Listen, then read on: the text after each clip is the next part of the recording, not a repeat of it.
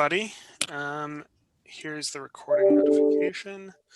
Yeah, so today we have three main pieces on the agenda.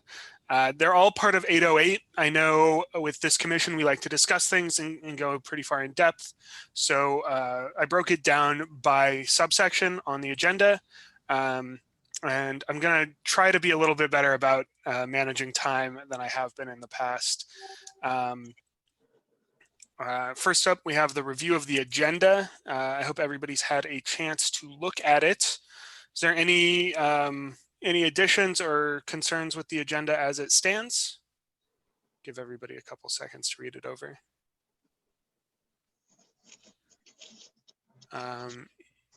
Hearing none, I'm going to take that as universal approval of the agenda, and we will pop right into liaison reports.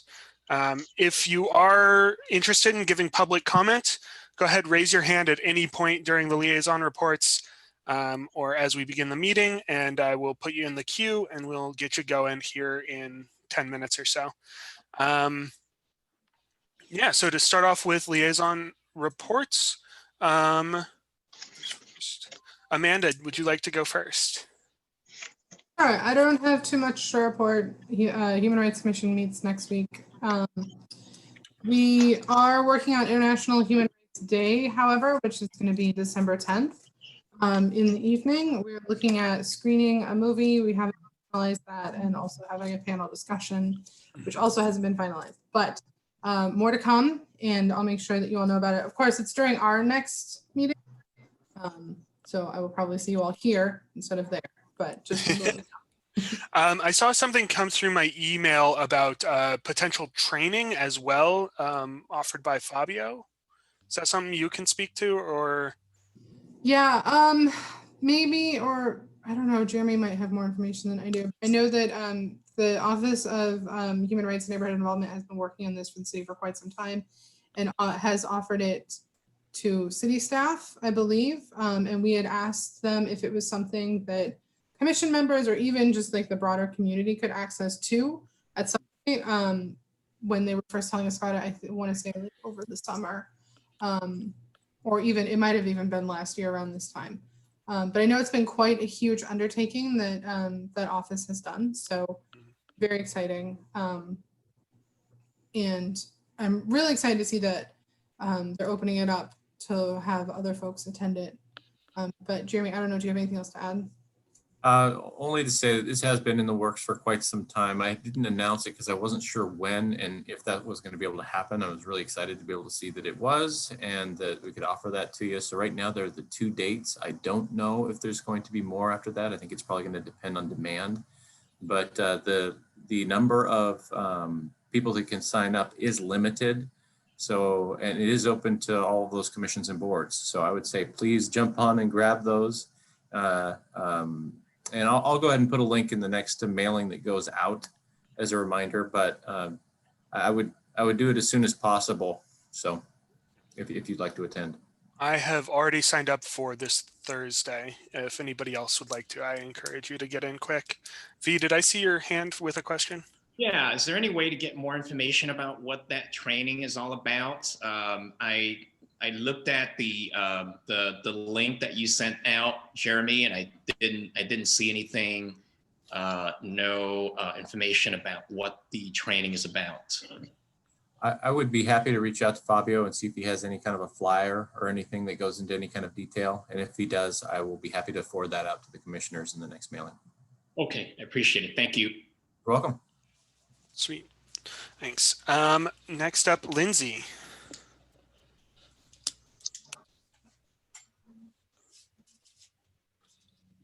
Oh, your mics might not be working in Zoom. It says you're unmuted, so this might be a hardware issue with your actual microphone. I'm going to move on to Silver and cool. Silver and Macy. Macy or Silver, would you like to take things away about what's up with the ad hoc committee? Yeah. So basically, we had a little bit of discussion about what the subcommittee had discussed regarding some questions that they brought to the ad hoc committee, and we came to an agreement that officers should carry cards that identify who they are, their badge number. So if there's any interaction with any potential suspect or just person from the community, that those cards will be distributed to those people. The subcommittee for use of force was also determined, and so that doodle poll will go out to us soon, and we will have a discussion about some of the policies regarding use of force for the police department. None of the other the subcommittees were formed at this point, and we still have some other points that the what was the subcommittee that has been formed? Community involvement or community oversight. Community oversight. Oversight. Yeah, has discussed. So we'll still have those pieces to talk about. Excellent. Macy, do you have anything you'd like to add? Nope, that sums it up about what happened. Sweet. Thank you. Lindsay, do we have your... Let's try that. Is that better? Yes. All right. Plan B. Thanks, everyone. So the CRB met on Tuesday. We have a new chair, Carolyn Williams, and a new vice chair, Bernadette Conover. So they led the meeting. We reviewed 2 cases, as we have been each month. I stayed for the review of the first case and then transitioned over to the ad hoc committee meeting since they were booked at the same time. The first case was a de-escalation case. So it's one of the first cases that we've seen that the auditor has classified against the de-escalation policy. I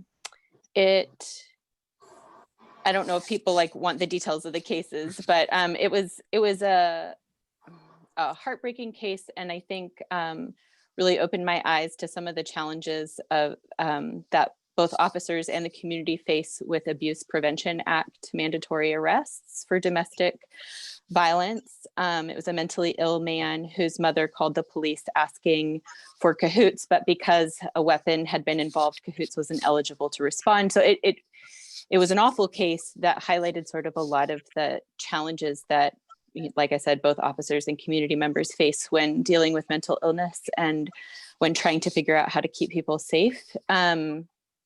It left me with questions that I don't really know how to answer, and I'm not sure if this is the right forum to ask, but in terms of police policies and practices, Abuse Prevention Act is a state of Oregon law that requires arrests be made in certain circumstances. And so I don't dispute those facts. What I was curious about is a legal opinion about whether the arrest and custody could then lead to somebody being taken to a secure mental health facility as opposed to a jail, which was clearly not the right facility for this person to be sent to.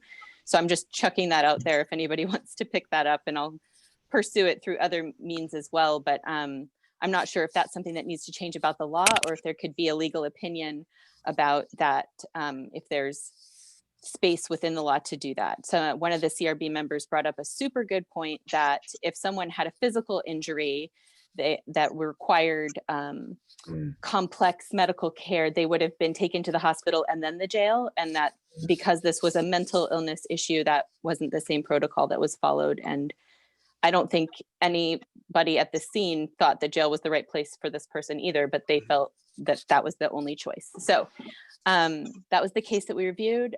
We will make our annual report to City Council next week. It's a little bit late, but better late than never. We'll get it in before the end of the year. So that I believe is on the 16th. And that's all I have. Excellent.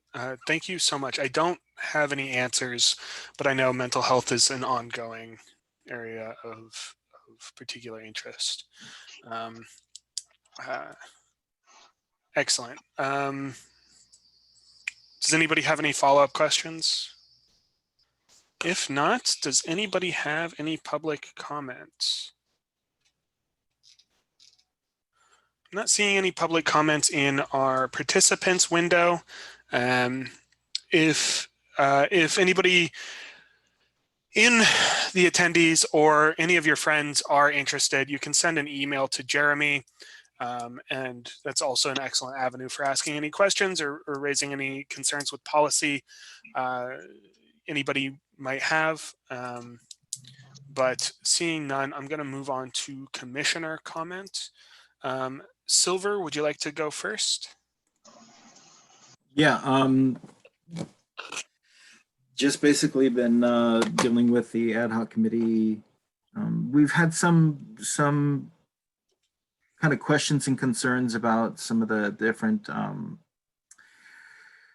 styles of presentation from some of the other members. And so I had a conversation with Mayor Venice, Councilor Ye, Kevin Alltucker, and I don't recall, Christy Pammett? Yeah. Okay. And I don't remember anybody else who was there on Friday of last week. Things that were presented to me, actually, things that are asked of me from other members who don't feel that they're able to voice their concerns. So we had a good conversation, and I think some of the leadership kind of took that to heart and try to make some more time sensitive kind of points with some of the more vocal participants in the ad hoc committee. That's pretty much it. Excellent. Thanks. Ian? I just wanted to highlight that I've signed up for the belonging training on December the 3rd. That's a Thursday, I believe. I've been working with Rini Kane in the Office of Human Rights and Neighborhood Involvement to make sure that this training was available for all chairs and board members of neighborhood associations around the city. What a partial list of what the training is going to cover is the history and policies that have shaped not just the city of Eugene, but also the state of Oregon, how current demographics impact the work of the city and the life of the community, as well as how each of us can become more aware in our own role of creating a more welcoming and inclusive community here in Eugene and the state of Oregon. It's not just open to commission members, but also board members and chairs of neighborhood associations around the city, of which there are 18. So I know that there's 40 slots for next week and then 40 slots for December. So I just encourage folks to join. And if you're interested, I can share with Jeremy the information that Rini provided to me way back when, so you can have a little bit more context, Jeremy, for the development of the training from HRNI's perspective. Sweet. Thanks, Ian. Jennifer? Thank you. I don't think I have anything. I just wanted to say, Lindsay brought up the November 16th meeting with the Civilian Review Board annual report. It also includes the auditor, an update from the police auditor, and that is at 5:30 if you guys want to view it live, which is very exciting, or there will obviously be a recording. Excellent. Thanks, Jennifer. Amanda? Thanks. I don't really have anything to say, just excited to be here. Dallas? The only two things. The first question I have is cahoots a call for people that are sleeping on the street? You know, it's cold at night and so forth, and it's like a mess on a sidewalk or so forth. Who's called? Who's the best person to call for that? I think Cahoots is the best resource I know of. I don't know if anybody has really good answers for that situation, unfortunately. If anybody has better answers than Cahoots. If you have somebody that you're concerned about from a safety standpoint, you certainly can call the non-emergency police number, and sometimes it's appropriate for Cahoots to go check on. I know at times they've got additional blankets that they can hand out to folks. So there are some resources that they can provide, and it certainly doesn't hurt to do that. I would say that filtering out more than just somebody sleeping on the side of the road, if there's something additional about it that gives you cause for concern, that would be important. But certainly is an option potentially. So is sleeping on the side of the road okay? Generally, yes. Okay. And that's a complicated. Depends where and how and complicated, slippery discussion to get into. That's a whole other topic by itself. Okay. And the second thing that I have is when as people read our bios and as people have our emails and so forth, then people will start to be putting 2 and 2 together that concerns of theirs might need to be brought to our attention. So my question is just give them our email and then forward the email to Jeremy. Is that the protocol? If you receive an email that has not gone through Jeremy, I almost always do forward it to Jeremy. I can't think of a time I didn't forward it to Jeremy. Though usually a lot of commissioners don't have their personal email address on there at all. So instead it'll come routed through Jeremy initially, in which case there's no need to re-forward it to him. And this is part of that. So I have forwarded to you, Jeremy, a concern that came to me. Not saying that we're able to necessarily handle it, but I forwarded you an email, Jeremy. Did you receive it? Yes, I did. Okay, thanks. Thank you. I will also add that many of those get bundled in the reports that Jeremy sends out each week. And if you do feel like something needs amplified, commissioner comments are an excellent way to amplify a message you receive that people might miss in the email. Next up, we have Bonnie and then Macy. Hello. So I just recently learned about something that the Chicago Police Department does. It's called COPA. You probably already heard of it, but I didn't know about it. It's called the Civilian Office of Police Accountability. So that's really interesting. They actually have a whole website where you can just watch a video of like the most recent body cam footage of a police officer. So that means that like it wouldn't just be restricted to the Civilian Review Board that can see that kind of information, but everybody else, which I think is something we should definitely have here, because as somebody said, if you have wronged someone and you have not been reprimanded, then how do you know that what you did was wrong? So that would just be one step into getting to that point, and really knowing that somebody actually did something wrong. And if everybody can see it, that'd be really great. So I'm going to keep looking into that. And I know that there are laws in Oregon that prevent that. Mm-hmm. But I mean, the city of Eugene is one of the only cities that I know of that in the state of Oregon has the ability to see that kind of footage. So hopefully we can expand that to everybody. So that's all. Thanks. Thanks, Bonnie. Macy and then Alan. Hey, I don't have anything, just good to see everybody. Thanks, Macy. Alan and then V. Yeah, thanks. Good to see everybody. I'll just touch on the ad hoc committee. It's gotten off to a slow start. There's a lot of process that's been going on. So, and they're getting to the point where they're starting to get into the meat of the issues. The council approved an extension of time to March 30th for the committee from January 31st. So a little more time to go through it because it wasn't going to be possible to get through all of the 11 topic areas.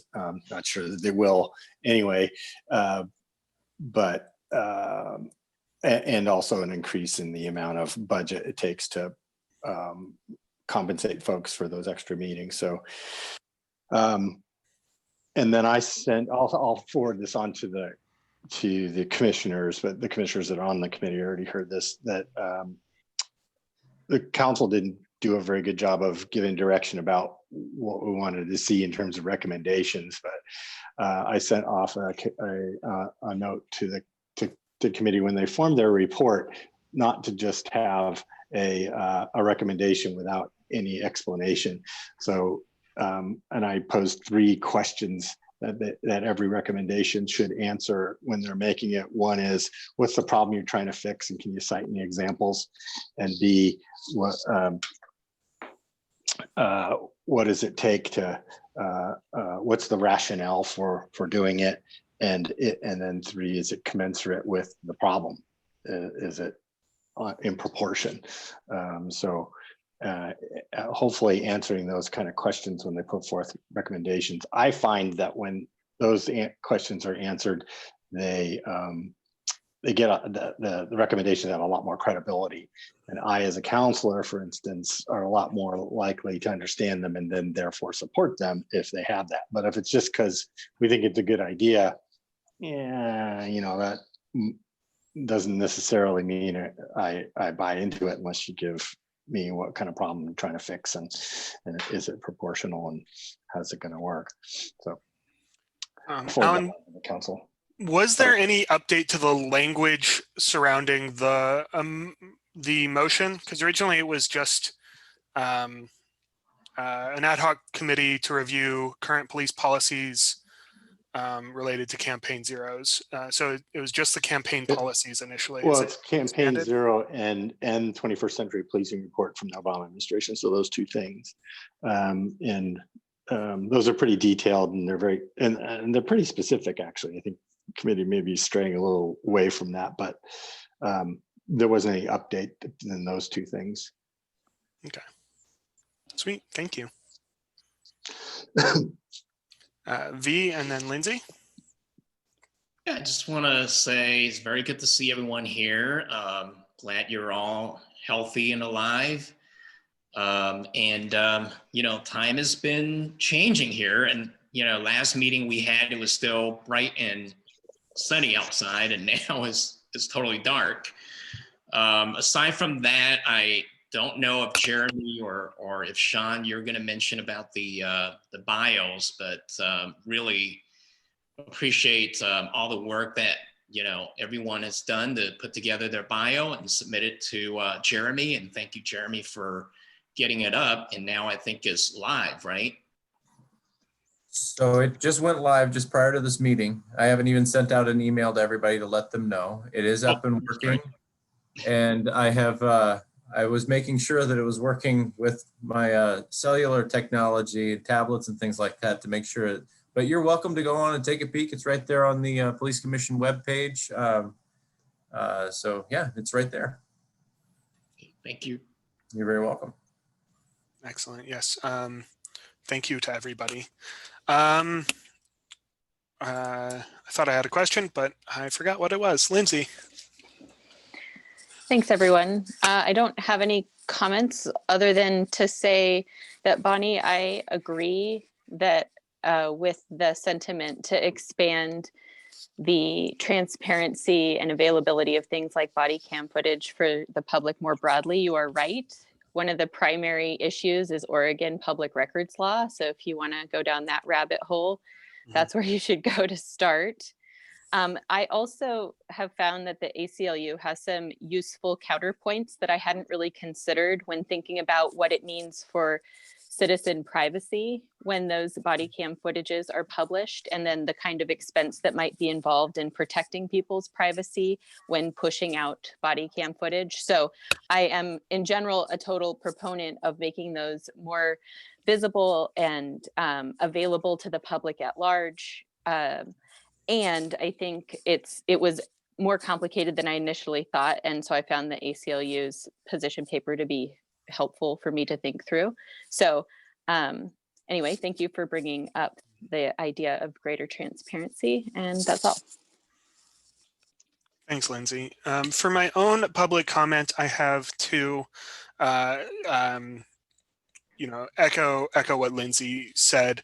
I also liked the sort of, this might sound pejorative to some extent, but when I, you know, go to a fast food and they hand me a receipt that has a survey on it, asking employees to encourage their own accountability, I don't think it's a bad thing. I really liked what Silver said earlier about handing out cards anytime there's a service interaction between the police, even if it does create an additional workload for the auditor down the line. I would also like to echo some of the fears that I've heard, throughout our community and throughout the country in the last week, as Trump refuses to concede the election. I think the line between peaceful assembly of 50 plus people with guns and armed militia staging something less than peaceful might be a little bit thinner than it used to be. It's something that I'm very concerned about, and I don't necessarily want the local department to stand between the citizens of Eugene and federal troops that may or may not be sent over the next couple of months. But it is something that I am personally very concerned about with what we saw in Portland and the somewhat volatile nature of electoral politics these days. So something to dampen everybody's mood before we launch into the meeting. Sorry, Bonnie, I can see your face. So yeah, that's what's occupying a lot of my thoughts these days. Let's run through Sergeant Williams, Sergeant Nelson, and then Naivasha. I knew I saw you earlier. Before we get on to the Chief's report. Just thank you for everybody to carve out the time to be here tonight. Thanks, Sergeant Williams. Ryan or Sergeant Nelson? Ryan's fine. I'm not that formal. No worries. No, thank you for having me again. And yeah, I'm just bear with me as I go through a couple of these and learn the process. So thank you for having me. When are you kicking Kyle out? Well, it doesn't technically start until January. So Okay. I'm working upstairs doing internal affairs stuff and trying to get a little bit of time with Kyle in between that. But I've been fairly busy with the other stuff. But here soon, we'll get a little more time together, and then he'll be gone in January. I'll boot him out of that office. Yeah, I officially start patrol January 3rd on my new team. Sweet. Unless Summit will have it passed, and then I might start the next week. If it's snow that stretch. Well, thanks for joining us, Ryan. Naivasha. Sorry for missing the special session, but I'm glad to be here tonight. So thanks for having me. Thank you so much. And just to double check, I'm saying your name correctly, right? Yes, you are. Awesome. Now on to the Chief's report. Deputy Chief Jepson. Good evening. I know that there's some new faces in the room, and so I talked to Jeremy earlier and thought it would be probably wise if I maybe introduced myself in the way of a bio, just so those that are new to the board or the commission have a little background on me. I am about 20 months into my job here in Eugene. I came here via the way of Hillsborough Police Department in the Portland metro area, where I spent 21 years there and worked up through the ranks. My last rank before taking this position was the patrol commander, which would be the equivalent of the patrol captain here at the Eugene Police Department. You know, I have varied interests throughout my career. I spent a great deal of time working on what we call task force positions, where I was the sergeant that, let's say, for example, I spent 4 years overseeing a street crimes unit, which Eugene has, and then moved on and spent 3 years working directly for the Portland Police Bureau, where I supervised a group of officers from a variety of different agencies within Transit Police Division. And then I spent about 5 years working on the Washington County Gang Task Force and supervised a variety of different officers from police departments in the Washington County jurisdiction, such as Beaverton, the Washington County Sheriff's Office, and we had an attached FBI agent to that task force as well. went on to work as a lieutenant in patrol for a period of time, and then took on the assignment overseeing training and operational support, or professional standards, if you will, which is internal affairs, policy, procedure, things of that nature. From there, went to the rank of commander and was overseeing the command of patrol, which at the time that I took that position, the Hillsborough Police Department was just in its infancy of adding body cameras to their officers. Eugene was way ahead of the curve in that arena. So we were the first agency in the Portland metro area to get cameras. And that was a big shift in how we did business, obviously, in the way of training and internal processes and body camera storage and things of that nature. So, and then I got here about 20 months ago, as I've said, and I oversee operations basically as the chief. So my focus is more internal, where Chief Skinner's focus is certainly more external. So I oversee the patrol division, the investigations division, and operational support division in the police department. And have my fingers certainly in other areas, but those are the big things that I get the pleasure of overseeing. And on the personal side, which is not more intriguing, I am married. My wife is a detective at the Hillsborough Police Department. She works child abuse cases and is also on what we would call IDFIT here, which is the major crimes team. So she investigates homicides and things of that nature. We have 3 children, all boys, 9, 7, and 5. So I am very busy and tired all the time. And don't be fooled by my stoic demeanor when you see me. I am a barrel of laughs and a ton of fun. So, but I get accused all the time of being very difficult to read. Well, I know how that goes. Does anybody have any questions or follow-ups? Ian? Thanks so much for that bio. Pleasure to meet you, Deputy Chief. I have a quick question that may be unrelated. I heard from a resident who was a little bit concerned about the reported death in South Eugene on the 400 block of East 46th Street just before, I think, 5 on Wednesday the 4th. I don't know how much you can talk about a pending investigation or if an investigation isn't happening, but they just wanted a little bit of update from PD to have a sense of security. So I'd love to learn what you can tell me so I can relay that back to them. Certainly, this call is not dissimilar to the one Lindsay was referring to that they reviewed whenever they did that review of that case.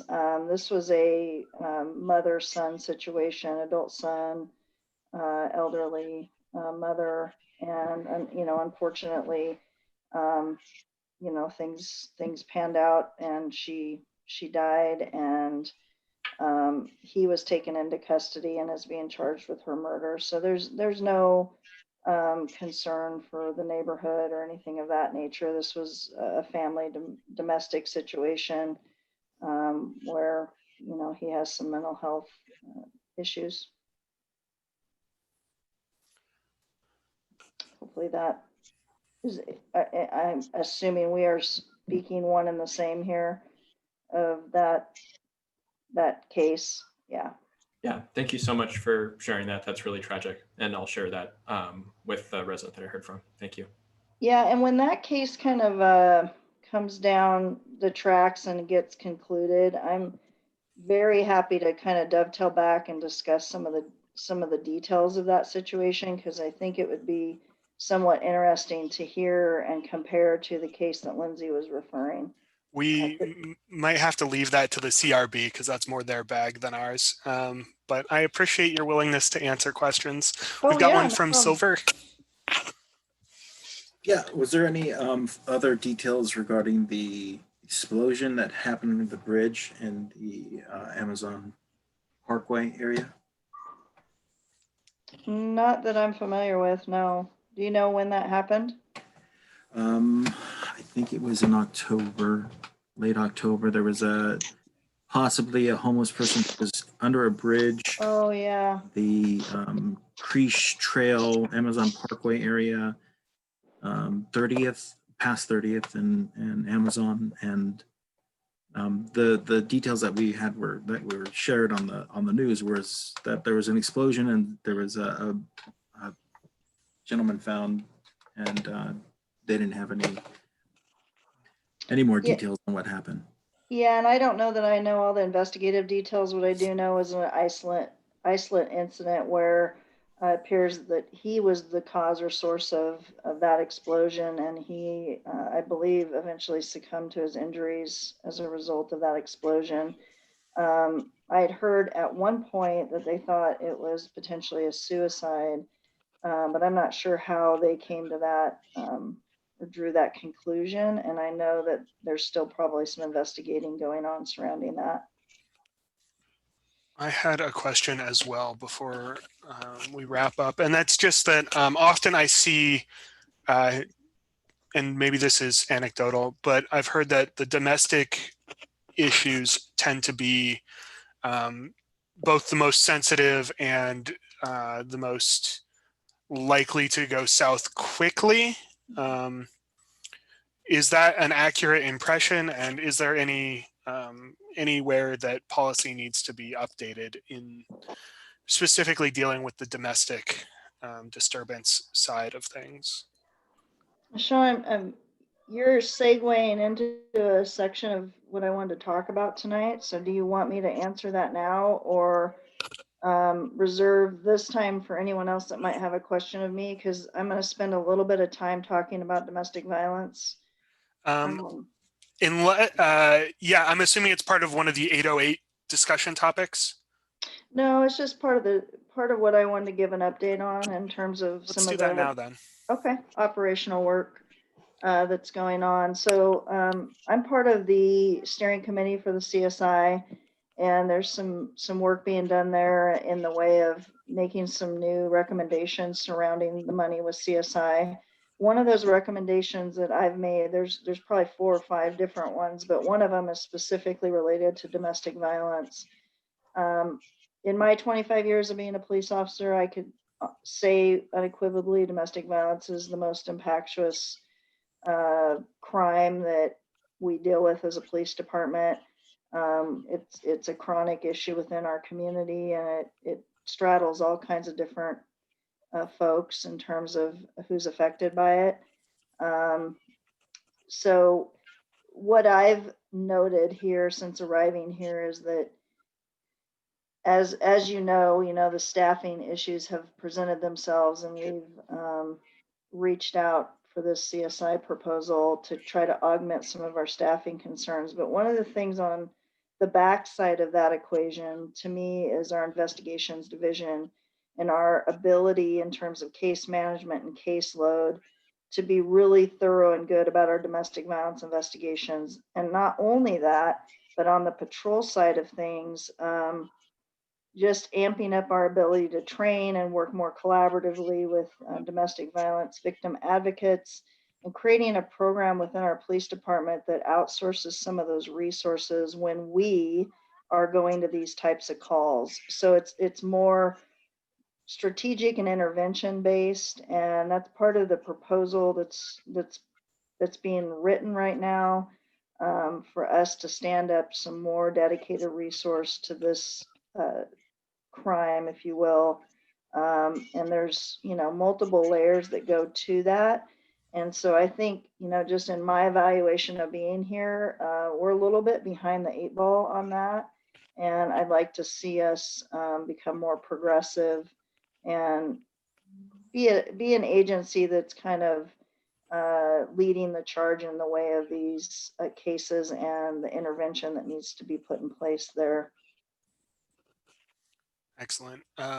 And my understanding as well from the last presentation about recruitment was that domestic violence was also a particular issue of concern when recruiting new officers and lateral officers. Is that still consistent? In what regards, Sean? In regards to the candidates themselves? Yeah, exactly. In well, in the way of maybe what you're talking about in screening, yeah, I mean, it's not uncommon for us to encounter candidates that have some background with this. Obviously, they would be disqualified if there's anything that presents itself in the background investigation. You know, this job is a pressure cooker of stress, and the last thing we want is to have folks that aren't capable of managing their stress correctly and taking it home and taking it out on the wrong people, or any people for that matter. So that's an important part of our screening, and that's why it's so thorough with the background and the psych report as it relates to those issues. Sweet. I appreciate all the work, and I look forward to seeing some of the implementation. Is there any other questions? We got like 5 more minutes before we move on. Bonnie? And then Lindsay? Chief Stacy, I was just wondering, so who are we behind? Or you said we're behind the ball on this topic. Behind whom, or like who's doing better? Well, I mean, I can only reference my background. So I would say, you know, I grew up in an agency in Hillsborough that had a lot of things in place. They had domestic violence advocates embedded in their police department, a fully robust system that responded to the scene of every single one of our domestic violence calls, and stayed with the victim after, if there was an arrest and the suspect was taken away, those advocates would stay with the victim and help them, provide resources to them about restraining orders and shelters and things of that nature. If there were kiddos involved, connecting with DHS. And, you know, we just, at this point, don't have any of those things put in place here at EPD. And so those are some of the things I'm referring to in the way of us being a little bit behind the 8 ball when it comes to resourcing this problem in our community. Wow, thank you so much. Thank you, that's great. You bet. Lindsay, did I see your hand as well? Yeah, I just want to make sure I'm keeping up with the acronym. So are you, when you say CSI, do you mean Community Safety Initiative? Is that what you're referring to? Yes, ma'am, the payroll tax. Thanks so much. And so you're saying that you're sort of outlining some of the priorities you would have for that new funding that will be coming in. Is that, am I understanding correctly? You're absolutely understanding. So, okay. So that funding is going to source us with more police officers, and that gives us the leverage, if you will, to be able to stand up some of these, what I consider deeply needed resources within our police department, to train some of our detectives and our officers to specialize in domestic violence investigations, to embed domestic violence advocates, a domestic violence coordinator, to have a dedicated district attorney with Lane County District Attorney's Office, those kind of things, those platforms, and that kind of program really, to me, takes us where we need to be in terms of this issue in our community. Thank you. That's very helpful. Yeah. Sweet.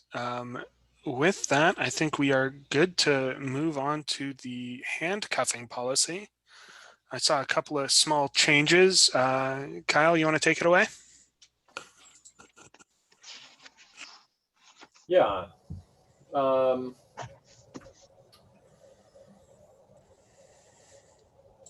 So I really didn't have any significant changes suggested for this. The most significant is, and honestly, I had never really even considered it. The chief and I met several months ago in the wake of May 29th and everything that's happened over the summer. And we both kind of looked at the oddness of having tear gas kind of crammed into the back of this policy. And we both felt like it would be appropriate and prudent to pull that out, make it into its own policy. We wanted that work to happen with the police commission. But otherwise, this policy is is generally pretty accurate and still. It's pretty applicable to how we do things. And so I really just had a handful of very minor little adjustments to it. So I don't have a whole lot to talk through. I think we'll just start out in the handcuffing section. The agenda today has us broken down, kind of breaking it out into almost like 3 separate policies. So I guess we'll just start at handcuffing. Even though I feel compelled at times to just read through it, I don't think we need to do that. So we'll just open it up to question and comment for the handcuffing section and go from there. Excellent. Does anybody have any questions on the handcuffing sections, any of the changes, or any of the language that, Kyle maybe didn't touch this time around?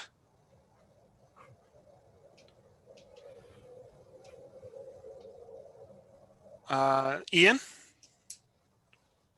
I'd like to propose a motion. Okay. What motion? I'd move that we make the following language changes to 808.2.2. Okay. And I'm happy to read through the language changes that I'm moving tonight. Yeah, by all means. So I wanted the title language to change of subsection 808.2.2 from handcuffing pregnant females to handcuffing pregnant persons. I'd also like the inclusion of the term gender identity to bullet point C under when making decisions on where and how to handcuff a subject. Officers should keep these considerations in mind. I'd also propose changing the health, age, sex of the person to be arrested to the age, health, sex, and gender identity of the person to be arrested. And I'd also like to propose the changing of language in the second to the last paragraph, beginning with females who are known. I'd recommend replacing both instances of the word females to the word person. And lastly, I'd like to propose changing females who are known to be pregnant should be restrained in the least restrictive manner that still maintains officer safety, to persons who are known to be pregnant should be restrained in the least restrictive manner that still maintains officer safety. I'm proposing these language changes in accordance with specific recommendations from Pillar 2, Policy and Oversight, from the final report of President Obama's Task Force on 21st Century Policing, specifically consistency with Pillar 2, Policy and Oversight, which dictates that law enforcement should have clear and comprehensive policies on gender identification. Sweet. Do we have a second for the motion? I second that. Sweet. So we got Ian moving, Silver seconding. Ian, you might have to repeat that, but it sounds like you got it written down already. Is there any discussion? Anybody who would like to speak for or against this motion before we go up for a vote? Is that Alan? Oh no, you're just adjusting your camera. So no, for my actually, part, I had a question. Okay, yeah. So maybe I'm not quite understanding the policy, but so maybe you can speak to circumstances and examples for me of how this would work, Ian. Sure, and I think that it's and the concern or the problem I'm trying to fix. Sure. Yeah. So I think I'll start with the problem first, and then I'll talk about hypotheticals. But I'm certainly not a law enforcement professional, so I'd have to rely maybe on either of the sergeants with us tonight, Deputy Chief or Officer Navaisha. So we all have biases or prejudices, kind of results of our own experiences. And those influence how we react and deal with unfamiliar people and situations. I would say that, gender is, at least I define it as a social construct, the roles, behaviors, and activities and attributes we give to a person, which I consider different than biological sex. And by us using gender inclusive language, we're communicating and speaking in writing in a way that doesn't discriminate against a gender identity, a gender expression, and it doesn't perpetuate gender stereotypes. And given our changing cultural and social attitudes, I think that using gender inclusive language is a powerful way to promote gender equality and reduce gender bias in policing. Also, for the reason that I mentioned before, this is something that, both is a recommendation and strengthens our commitment to 21st century policing. So, Well, I guess I'll share kind of one thing. Andra Ricci, who's a police misconduct attorney who contributed to the 21st Century Report, said that gender and sexuality specific forms of racial profiling and discriminatory policing fail to respect individuals' gender identities and expressions. And that includes placement into police custody. And I would say that, you know, from an officer perspective, again, I'll just reiterate that I'm, you know, not an expert, and I, you know, this might just highlight the little context that I have. But if an officer was in a situation of, you know, arresting someone, you know, they might ask, you know, if they don't overtly, you know, express themselves to be gendered as a woman, they might ask, excuse me, are you pregnant? And they could say yes. You know, this person might also self-identify as non-binary and still be pregnant.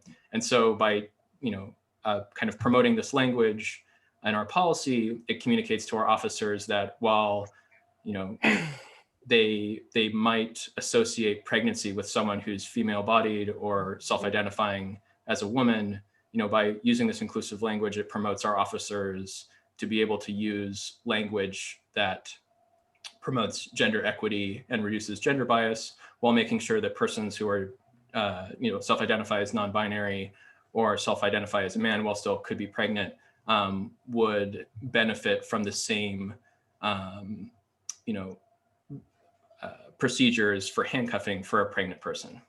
We also have Macy on the queue. So Macy? I just wanted to say thank you to Ian for bringing that up and proposing that motion. That is actually something that I was going to bring up as well. So thank you very much. Excellent. I've got myself on the queue. I'm fully in favor of changes that cost nothing, are inclusive, and you know, more accurate. So I think it's a win-win across the board. Is there any other discussion before we go on to a vote? Alan? Yeah, matter of procedure. So we didn't see the changes in writing, and I don't know, you put them in the chat, but not everybody's able to access that and be in the meeting at the same time. So, maybe having Ian read it again, but so Excellent. Usually what we would do is then have Kyle bring it back with the actual changes, and then and then finalize it. That is, that's doable. I think it's a simple enough change that it's probably not necessary to bounce it back and forth. Ian has included, Ian, would you like to read your changes again before we vote on it? I think it's in the chat. No, yeah, it is in the chat, but as you said, not everybody can necessarily read that. So I'm happy to read it again. My proposed language changes are fivefold. The first is title language change of subsection 808.22, handcuffing pregnant females, juveniles, and injured persons, specifically changing handcuffing pregnant females to handcuffing pregnant persons. Second, inclusion of the term gender identity to bullet point C under, in quotations, when making decisions on where and how to handcuff a subject. Officers should keep these considerations in mind. Proposed change 3, changing the age, health, and sex of the persons to be arrested to the age, sex, health, and gender identity of the person to be arrested. Proposed change 4, changing the language in the second to the last paragraph, beginning with females who are known. I'd recommend replacing both instances of the word females to the word persons. And last, changing females who are known to be pregnant should be restrained in the least restrictive manner that still maintains officer safety. Officers may, on a case-by-case basis, secure a pregnant female in handcuffs in front of the waist. 2, persons who are known to be pregnant should be restrained in the least restrictive manner that still maintains officer safety. Officers may, on a case-by-case basis, secure a pregnant person in handcuffs in front of the waist. Excellent. Everybody in favor, say aye and or raise your hand. Aye. Aye. Aye. Lindsay. I think I heard Macy say affirmative as well. Anybody opposed? Hearing none, it passes unanimously. Thanks. Yeah, and just the last section you read wasn't in my chat. It got cut off. For the record, you might want to include it. Yeah. Great. I'll include that in the chat right now. Thanks, council member. Thank you so much. And hopefully that makes it easy for Sergeant Williams to copy and paste too as we go forward. Sweet. So it sounds like 808, that was the main point we wanted to discuss. Is there anything else we want to discuss on handcuffing before we move on to control holds? Bonnie? I just have a question under 808.2.3, where it says the last bullet point, if no report is to be generated, no investigation, etc., add a CAD detail to the call indicating the subject's name, date of birth, and the detention period. I was just wondering, how long is that information kept for and what is done with it? Just curious. Yeah, CAD details are maintained for calls that don't generate report or something else. I believe it's for 6 months. Maybe Ryan or the DC can confirm. I think it's 6 months though. It might be 12. That information is just retained in our system to be able to use for research down the line if we need to. I would suspect that it's 6 months at a minimum because of tort laws, so that if somebody does file a claim against the city, that we have those records within that time period.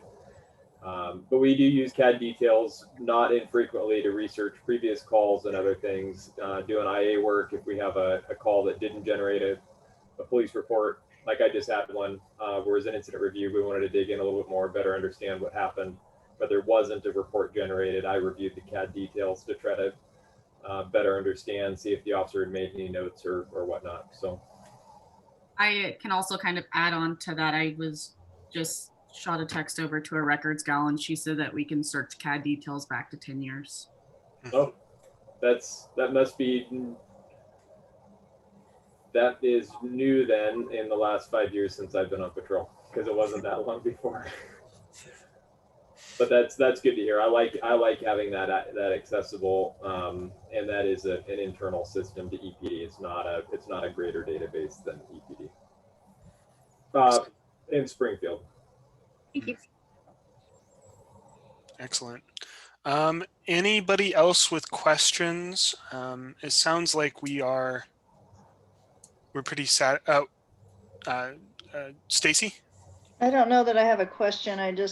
I'm sensing from what Ian proposed here that we need to do a wholesale language change on how we write our policies in this arena. And so if this is going to be, as we go through these next two sections of the policy, I think these are very valuable points in terms of how we write our policies in the best practice.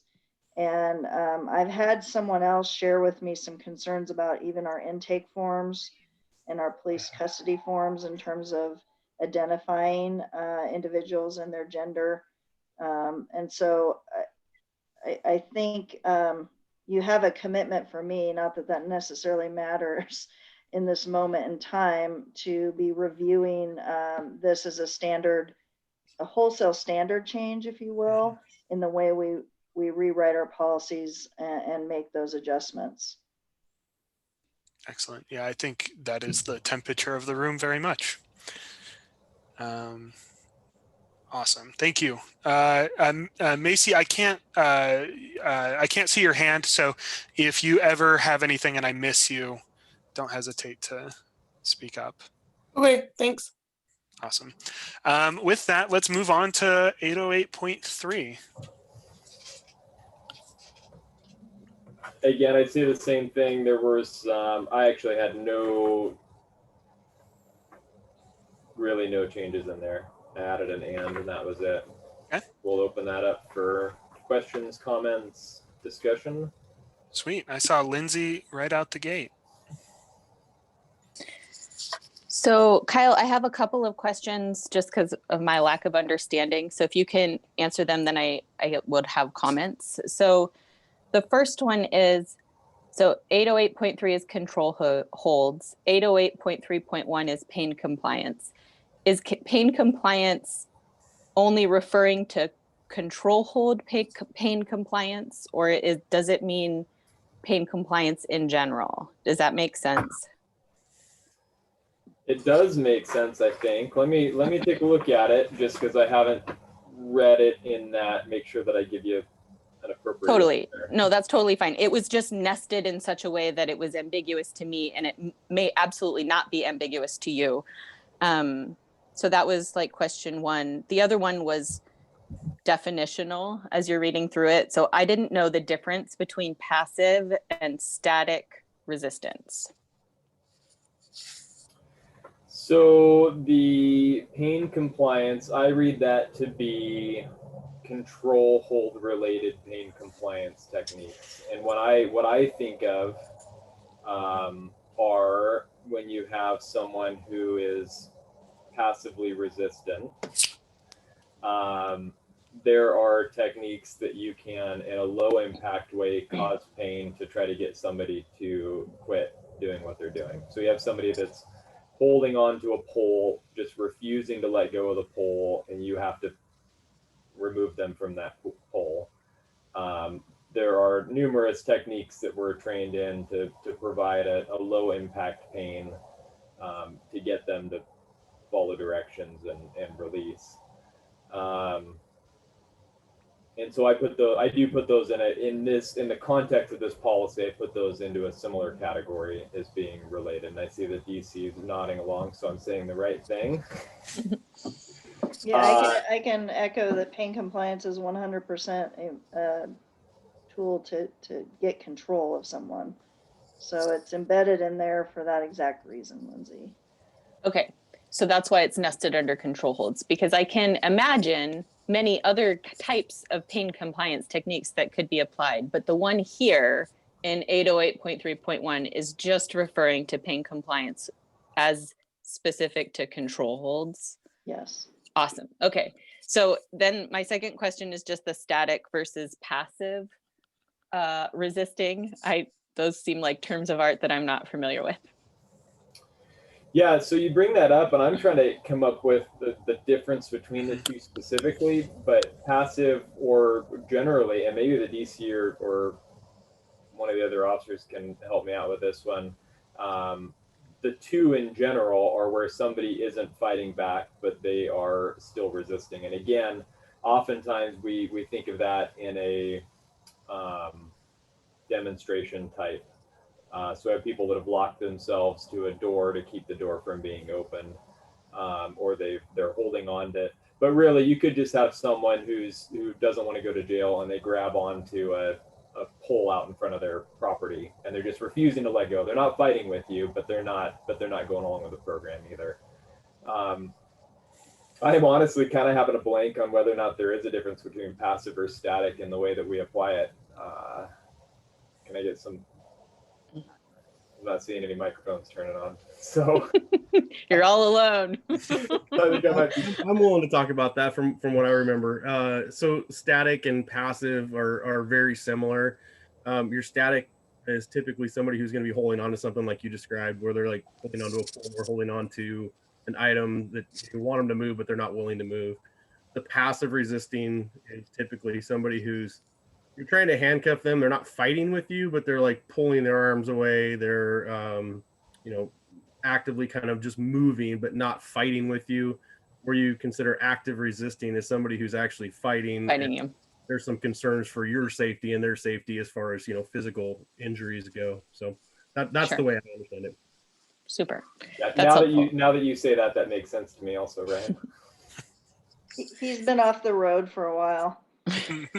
So I guess my concern is specifically is most specifically about using pain compliance techniques when it comes to people, for example, exercising their right to protest and to engage in peaceful civil disobedience. So if someone's laying on the ground and in a peaceful protest, I am not wild about saying it's okay to use pain compliance techniques, particularly in a policy where I think it's a little tiny bit ambiguous. Do you mean pain compliance writ large, or do you mean only pain compliance related to control holds? I feel like if I was a lawyer, that's something I would circle around. Can I So, speak to that, Lindsay? yeah, In the please. vein of where you're going with it, because I totally see where you're going with it. Is keep in mind all of these techniques would be in the vein of affecting an arrest. So these officers in this situation would already have the probable cause to make that arrest. So it wouldn't be strictly for them exercising their First Amendment. It would have elevated to a situation where we've established that they've committed a crime. And then we're trying to take them into custody, and they're doing this static resistance, and or even passive if they're just stiffening their arms or doing things of that nature. So I don't know if that answers kind of where you were going with that, but we wouldn't be implementing any of these techniques without lawful cause to make that arrest. And that I understand, and I that makes sense to me. I would rather you scoop them up and put them in the car than use pain as a compliance to effect the arrest, even if they're going to get arrested either way. There's something about the way that reads that doesn't quite feel right. And I don't obviously do this as a job. It's just something that when I read it, it gives me pause, I guess. So I'm just voicing my concern. That's all. I think I understand that completely. I think these techniques are put in place so that we can mitigate injuries not only to our officers, but most importantly to the people we're trying to take into custody. So if we have the ability to do a low level intervention of pain control, in our hope, the outcome is much better than if we, have 3 or 4 officers try to scoop someone up, and potentially create injury to either them or one of the officers in that situation. So I hope that answers that. And I would add to that also that basically backing up what the DC is saying, that these are tools to utilize when the other lower level alternatives such as scooping, discussion, negotiations, once those things have all failed and you are having to elevate to the next level, that this is that bottom rung of the next lower level to try to minimize the impact to everybody, while using the lowest level of force necessary to effect that arrest. So I've got myself on the queue next. I think I'd like to echo the ambiguity that Lindsay mentioned. Even if we labeled it as like control hold pain compliance or something in that subsection, it might clear it up, particularly thinking about ways in which people might consume these policies piecemeal. Not necessarily the officers, but the public at large as well. That clarity, I think, might be warranted here. And the next person I've got on the queue got a bunch of people. So I've got Bonnie, Silver, Alan, and Dallas.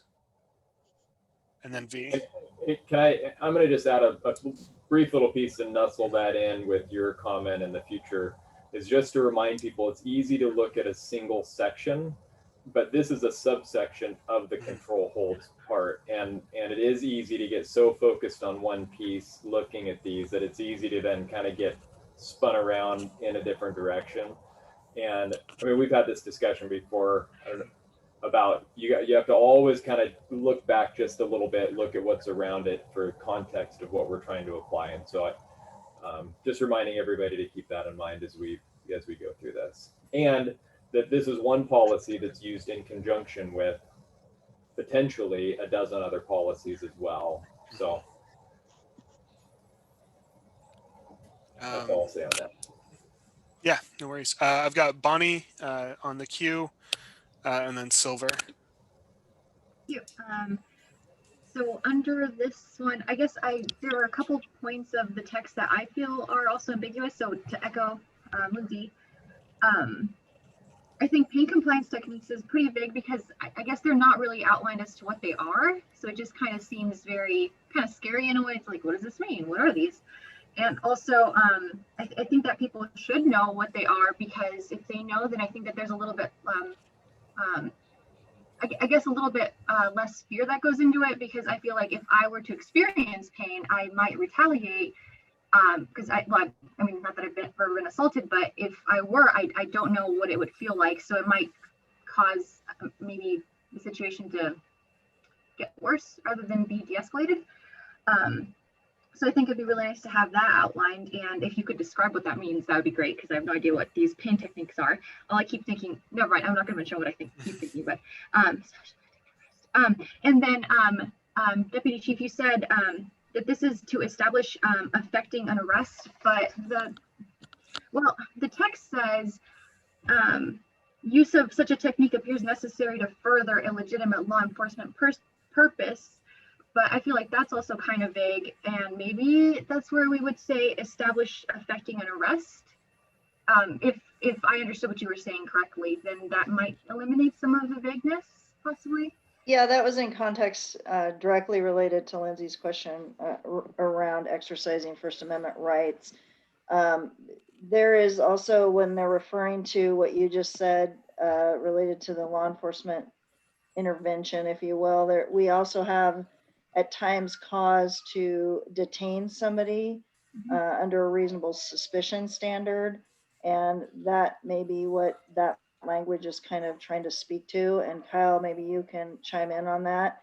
But not every time, we put someone in handcuffs are we technically arresting them. There are times where we could be simply detaining them for further investigative purposes. So in the vein of trying to get the handcuffs on, I think that's what that language is kind of speaking to. Sweet. I've got Silver on the queue next, and then Alan. Yeah, so the term use of pain is something that's a little upsetting to me as well. And I'm always trying to be the historical, like keep in mind some of the historical context of what I know about the city of Eugene. My wife was from here from decades ago, and there was the instance of the tree sitters who were in the trees downtown. And I shared that with us all on the YouTube chat. There was a gentleman who was maced in the eyes and his genitals, and the term use of pain was used over and over and over again. I'm hoping that we've moved on from that. There was not an emergency situation. It was something that was, somebody who was peacefully protesting and yes, being non-compliant, but also trying to save trees. I'm at heart a hippie, so I hope that we've moved on from that type of interaction with anybody who is peacefully protesting. Silver, I can assure you that we've come a long ways in the 23 years since that incident, and that we would probably handle that one a little bit differently these days. Well, there was a lot of things done during that period of time, during those protests that were boggles the conscience, quite honestly. So I echo what Kyle said, that would never happen here. And if it did, it would have some swift consequence to it. Excellent. I've got Alan and then Dallas. Yeah, 3 comments. One is, my understanding of all the policies is that any subsection, so 8.08.3.1, the 0.1 section, or any section in the construct of all of these policies, only applies to the 8.3. Isn't that a general construct, Kyle, that we've applied? I would say that you're generally right. Yeah, that you have your main topics, and then you have specifics that fall within that topic, and then you move on to a different topic. And so, yeah, I mean, there's a reason it's nestled up underneath there, and it's because they go hand in hand together. Absolutely. They're handcuffed together? They're handcuffed. I would also, since you were addressing my request, I'm not concerned. Like, I understand that that's how it works. I also understand how I can take a screenshot of 808.3.1 pain compliance, post that on the internet, and nobody will ever know that it's supposedly attached to something else.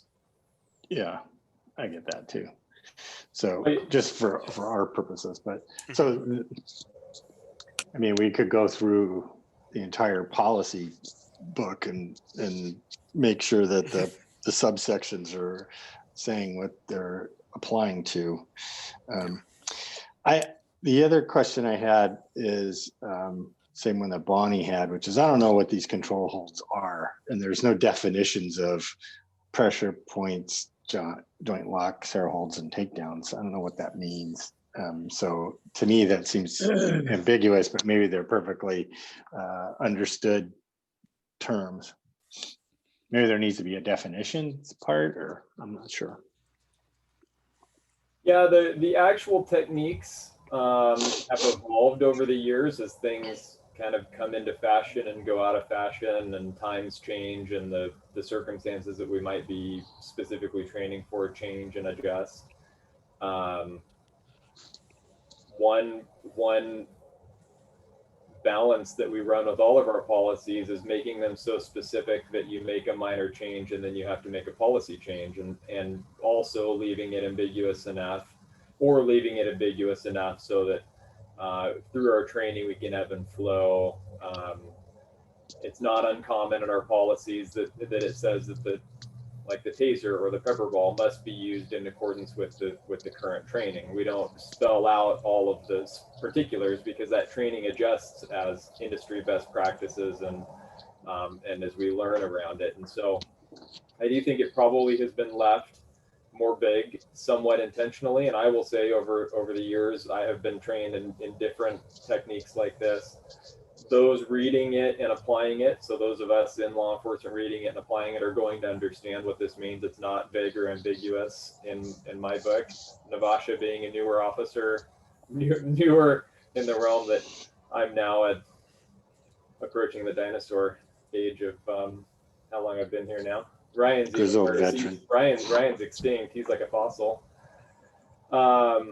I think that it's not ambiguous. I totally get that people reading it and not knowing, and that it would leave some level of discomfort. It pains me a little bit to think about trying to then come up with a detailed list of all the different techniques, because there are a lot of different things that I have been trained over the years that are reasonable as long as they're applied appropriately. And there's nothing here there's none of these that would shock your conscience. There's one to just put your finger up underneath somebody's nose is a sensitive place here that you can pull up. It can force the head back and is very uncomfortable.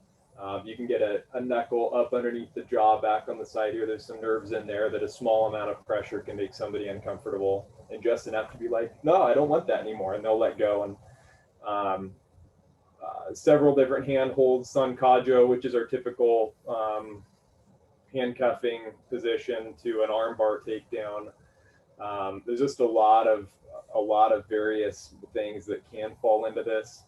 And I do hesitate to try to create a list, because it's never going to be complete and it's always evolving. And then we come up with a really challenging problem of having even more policies that are out of date. So it's definitely a balancing act, and we juggle it. It seems like with every policy about how detailed to get. Yeah, as long as the officers understand it, that's what I'm concerned about. My final comment relates to the very last section in 808.3.1. I guess it's part of 1. It says the application of any pain compliance technique will be discontinued once it determines that the compliance has been achieved, or if the compliance is proving ineffective. The first thing I thought of was George Floyd, and obviously that was murder, but in my book, and So how does one know when compliance has been achieved or that it's being ineffective?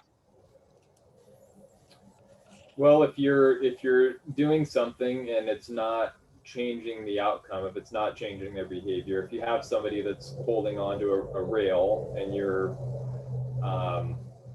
got your knuckle up underneath their nose and they're bearing through it and it's not changing their behavior, you don't want to just keep doing that.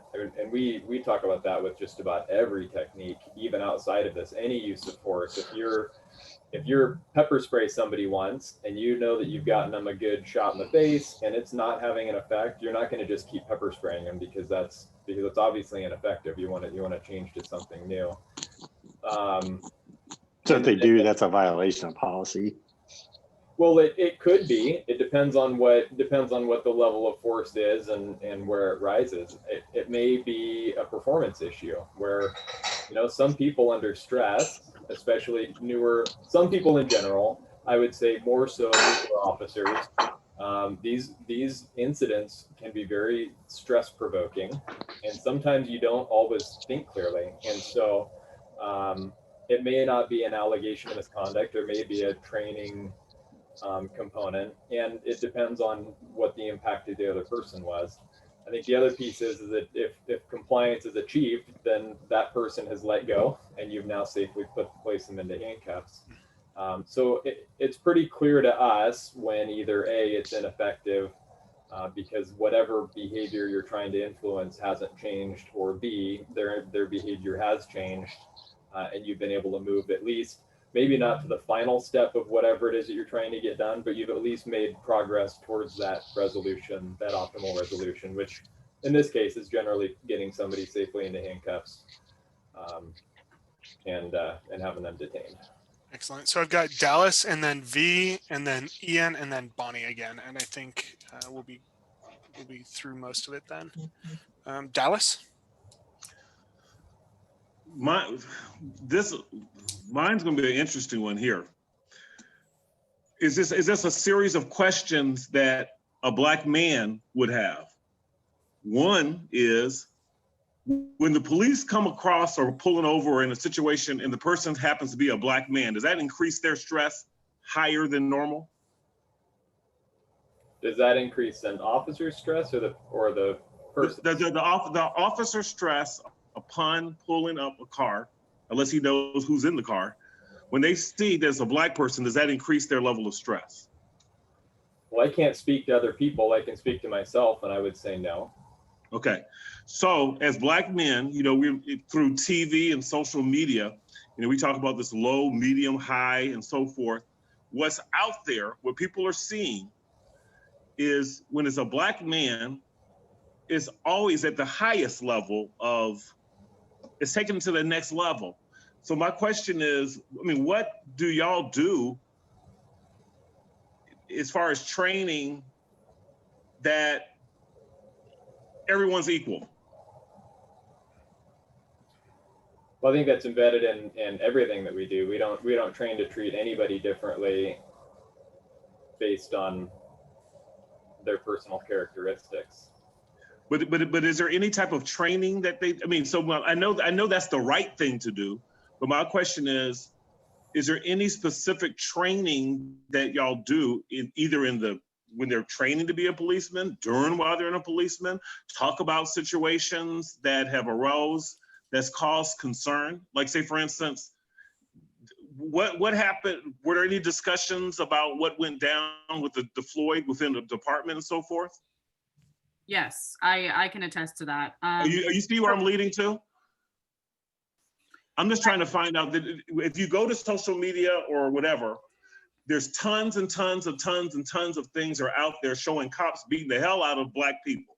So my question is, if we know that's out there, what are we doing other than saying, well, it's out there, we'll just deal with it, or are we trying to address it through some type of training or bringing in some speakers or something to kind of bring it?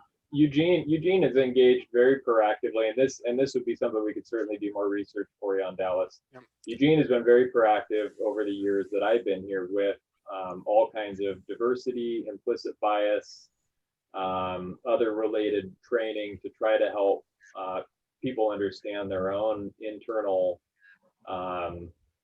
controlled and uncontrolled perspectives and feelings and beliefs to help us all better understand how to be more fair overall. I think Naivasha had an answer as well. Naivasha, would you like to? I was just going to say one thing that we do is we debrief these bigger, larger incidents that we're made aware of. So that's definitely something that comes up in our briefings where we're discussing it. We are, you know, pulling all minds together and getting everybody's vibe in the room to actually go and discuss these issues that do come up. Alongside with that, I know Sergeant Williams was going to talk about training. We do have diversity training. So these are things that we're actively working on. To say anybody's perfect is ridiculous, but it's something that we're striving to go towards as far as making sure that folks are aware, you know, equity and equitable circumstances. So I hope that kind of sheds some light that there's a lot of discussions which we lead into trainings with. It's one of the questions I was hoping that we would get to on the ad hoc committee as well, Dallas. Thank you. Excellent. Dallas, was that the last of your question? That was last. Sweet. Thank you so much. Next, I've got V and then Ian. Okay, I don't know what I could say. I think a lot of folks already said, you know, what some of the things that I was thinking of. There was an issue with me not be able to raise my hand on the app because I guess, Jeremy, you made me a co-host and there was no hand raising for a co-host. I had my hand waving earlier, but you didn't see me.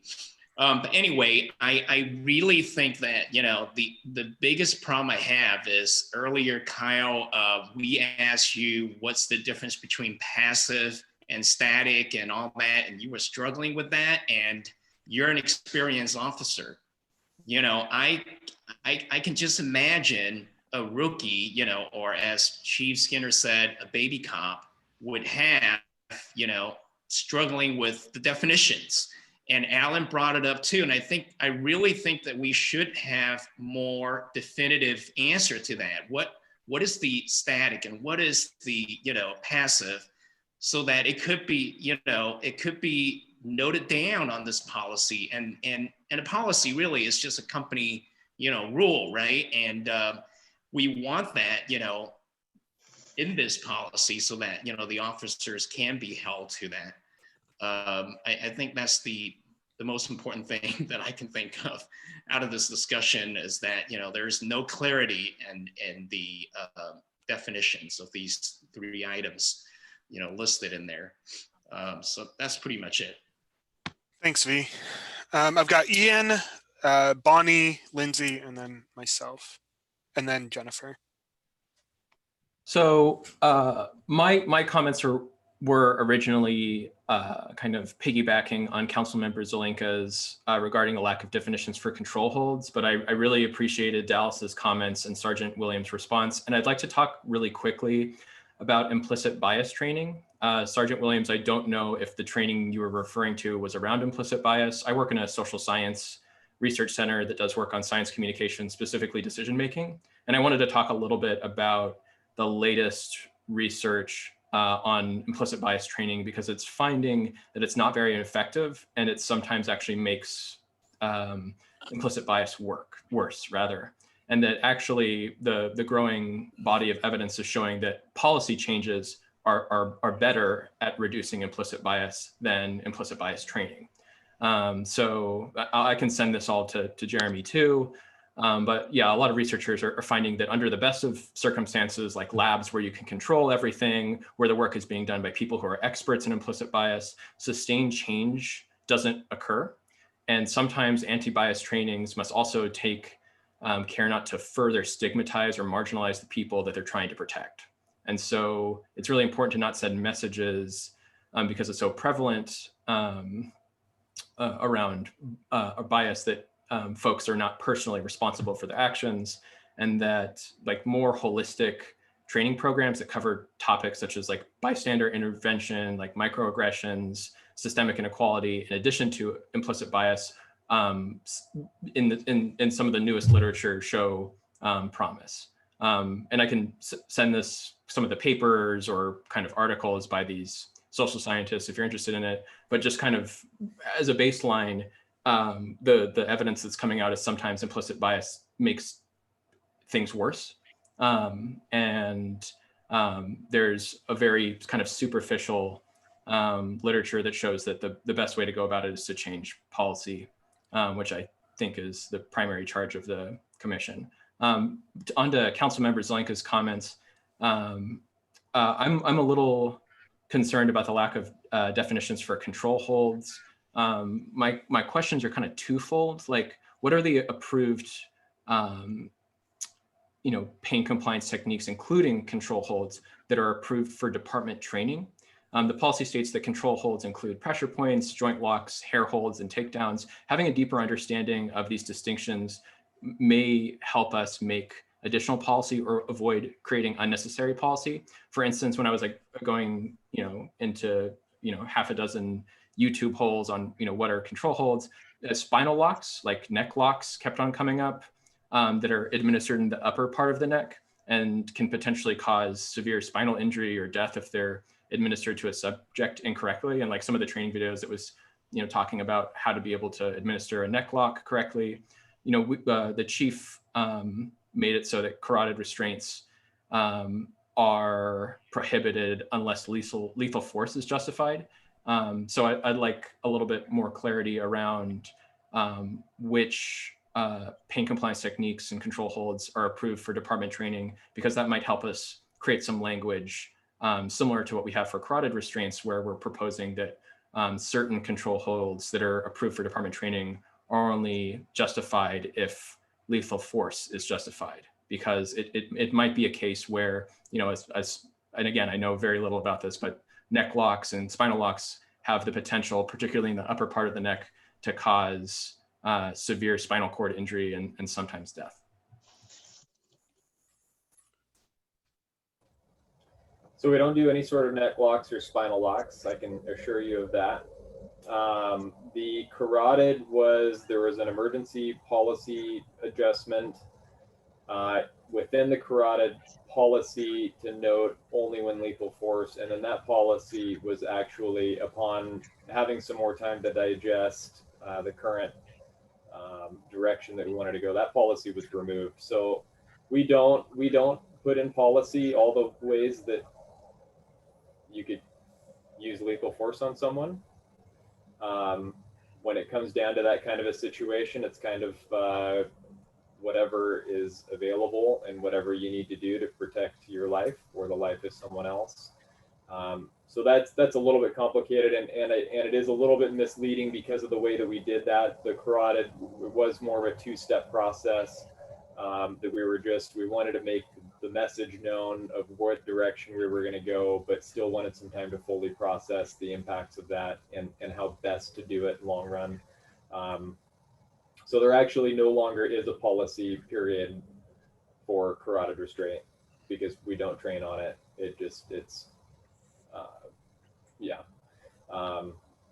So just for a little bit more for what you have there to add to the group for discussion. I think for a full detail of the trainings, we might need to speak with the Office of, is it Standards and Practices, the state level that does all the training? Well, our training division could certainly speak more to their, what the current practices are, what they're currently training on. Thank you. They'd also be able to speak to what the basic academy is training new recruits at this point. But again, it becomes complicated other than providing a few examples in order to give people an idea of what it is that we're talking about, as opposed to a laundry list, because then when DPS's team makes a change, it makes policy complicated, but we certainly worth the discussion. So Jeremy, do you have a point of information for us? Yeah, the Ad Hoc Police Policy Committee, or the Ad Hoc Committee on Police Policy, is going to be having a presentation here fairly shortly. Okay. And in one way or another, it'll be on video format, in a video format where you will be able to listen to the trainings that are going on. And so I'd be happy to relay this information to Lieutenant Sam Miguel, who will be helping coordinate that. But that that should be coming soon. Thanks, Jeremy. All right, I've got Bonnie next on the queue, and then Lindsay. So I think I'm echoing what everybody's saying, but so earlier you mentioned that the techniques go in and out of fashion, and I think that possibly, though I obviously don't know, the techniques probably go in and out of fashion, maybe because some of them, well, there are possibly reasons why, like they might not be very effective, or they might actually turn out to be dangerous, possibly, I don't know. So I guess I think it is really important to outline it. And additionally, I think that that may or may not possibly help the police department. So like if somebody says, oh, this officer hurt me, like I felt pain and I feel like that is an assault. So maybe if people, like, it might shut down those conversations a lot quicker too, if people know what kind of techniques to expect or to look up. So like I felt pain because I don't know, like that weird pain, like I tried it on myself where you were describing the weird neck one. Like I could see somebody saying, oh, I felt pain on my neck because this officer did this thing to my neck and now my neck really hurts. So like that can prevent, like if you say, okay, well, that's actually has a certain period of time where it will hurt, but it will go away. And so maybe don't worry about it or something. I guess I'm saying it both helps people know what they're experiencing, and it also helps hopefully stop, you know, like CRB investigations or something like that. Does that make sense what I'm trying to say? At least I think so, because, you know, yeah. Okay, and then the other thing that I was going to say is,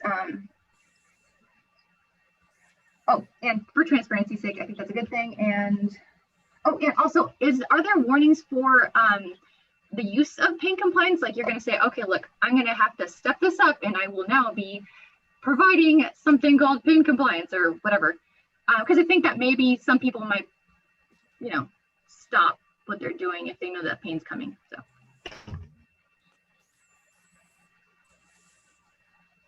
Oh, do you have any comments on that? Yeah, go ahead. No, we don't have any current standards as it relates to issuing a notice for low-level pain compliance. That's not a Graham standard or any other standard. And I just wanted to add that listening to all the feedback about us listing, you know, the different control holds that are used, it may be the cleanest way to do this is just writing something to the effect that only DPSST sanctioned control holds are authorized. And DPSST is the governing body in the state of Oregon for all standards related to training practice. So that way we're not going in and out of fashion, as Kyle said, and our training division is only going to train on what DPSST sanctions. Thank you. I certainly like that as a way of trying to bridge the gap between the two, and puts the onus on DPSST to have the best practices while also allowing people an outlet to be able to better understand what that means, while also avoiding trying to make our own list. So I would be supportive of that. So next up, I have Lindsay, and then myself, and then Jennifer. So two things. So one, static and passive resistance still seems very ill-defined. I can't find it defined anywhere else in the policy. So it would be helpful for me if we either define them or remove them or stick with the one that is defined. I believe that passive resistance may have been defined by the courts, but I can't find static resistance. I don't know what that means, and the ambiguity is bothersome to me. So that would just be my request, that either we clearly define them somewhere or reword that because it's not clear.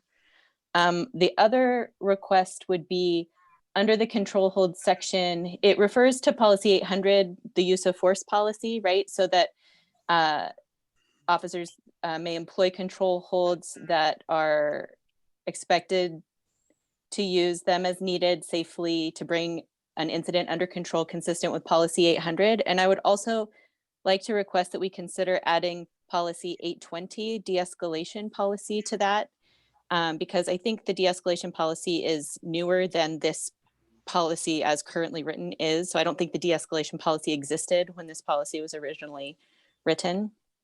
And the reason I bring that up, it is sort of mentioned under the pain compliance section G, if time permits, other reasonable alternatives. But I think the de-escalation policy is even a little bit more robust than that. And I think I would appreciate having the control holds not only referring to policy 800, but also policy 820 de-escalation. Lindsay, can I speak to the first thing you alluded to there related to the ambiguity of those two terms? And yes, they should be defined by our courts. That's to me a very easy and understandable adjustment to our policy, that if we're going to be utilizing terms in the vein of how we apply force, that those terms should be clear.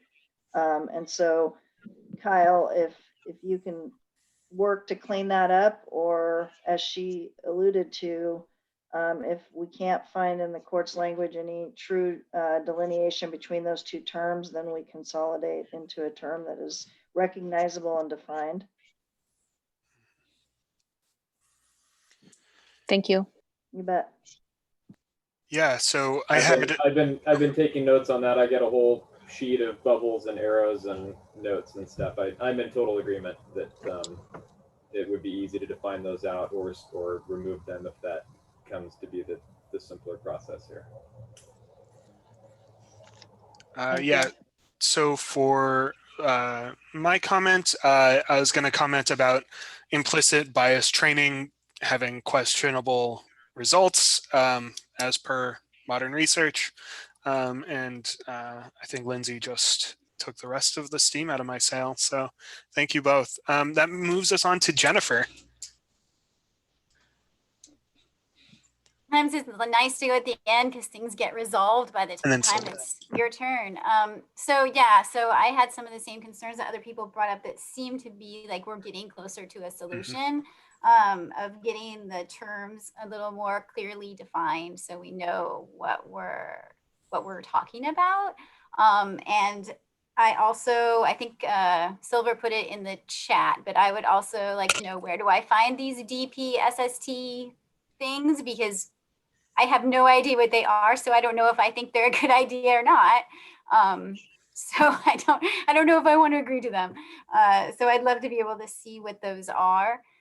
This has been a difficult discussion for me, and maybe this isn't a good example, but it makes me think about when we stopped doing high-speed chases and we thought about, like, do we really even have to do this? Like, do we have to go catch that person in the car when it's like, what's the benefits? What are the detractions of doing that? And for me, this discussion is a little bit similar. Like, is this sometimes not worth it just to get someone to comply with an order that has been given? And I don't honestly know the answer. And I'm hoping this is something that the ad hoc committee will also be able to talk about, so we just get a lot of discussion around this, but it concerns me, and I'm still working through it. And I really appreciate this discussion today. Jennifer, can I speak to your request related to DPSST? DPSST is the State Police Academy, and it is governed under actually the governor's office. And so if you go to the state of Oregon's website, you'll find a subsection for that acronym. And I apologize, I use acronyms. It's what we do in our profession. It's the Department of Public Standards, Safety and Training, and it is the police academy, basically. So every new police officer or even a lateral from another state is required to go through that academy for the core basic training of being a police officer in the state of Oregon. So hopefully when you go to that website, you should be able to find their curriculum. Deputy Chief, I was able to confirm that you are able to actually find the curriculum. You can press on the training that they also have offered in the past, and it kind of generates a pretty vague description, but nonetheless, I'm sure it's something that you can request from them as well. Would you put a copy paste link into the chat for everybody, Naivasha? I can try that, absolutely. Thanks. Silver and then Lindsay. and then we'll have to probably move on after Lindsay.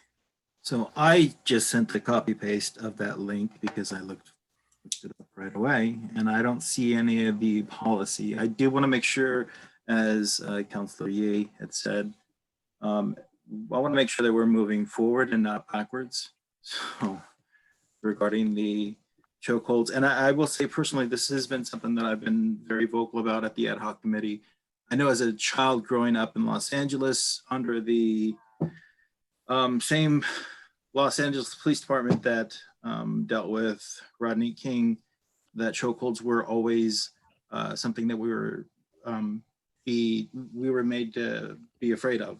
And to me, basically, as a person of color, that's always been something that I've felt that has been used particularly against me and my community as a way to just sort of keep us in line. So I'm grateful that we are having this discussion, and thank you very much for bringing that up. And I can't find that training in particular, but I do want to know what type of situations or holds or control holds are being discussed here.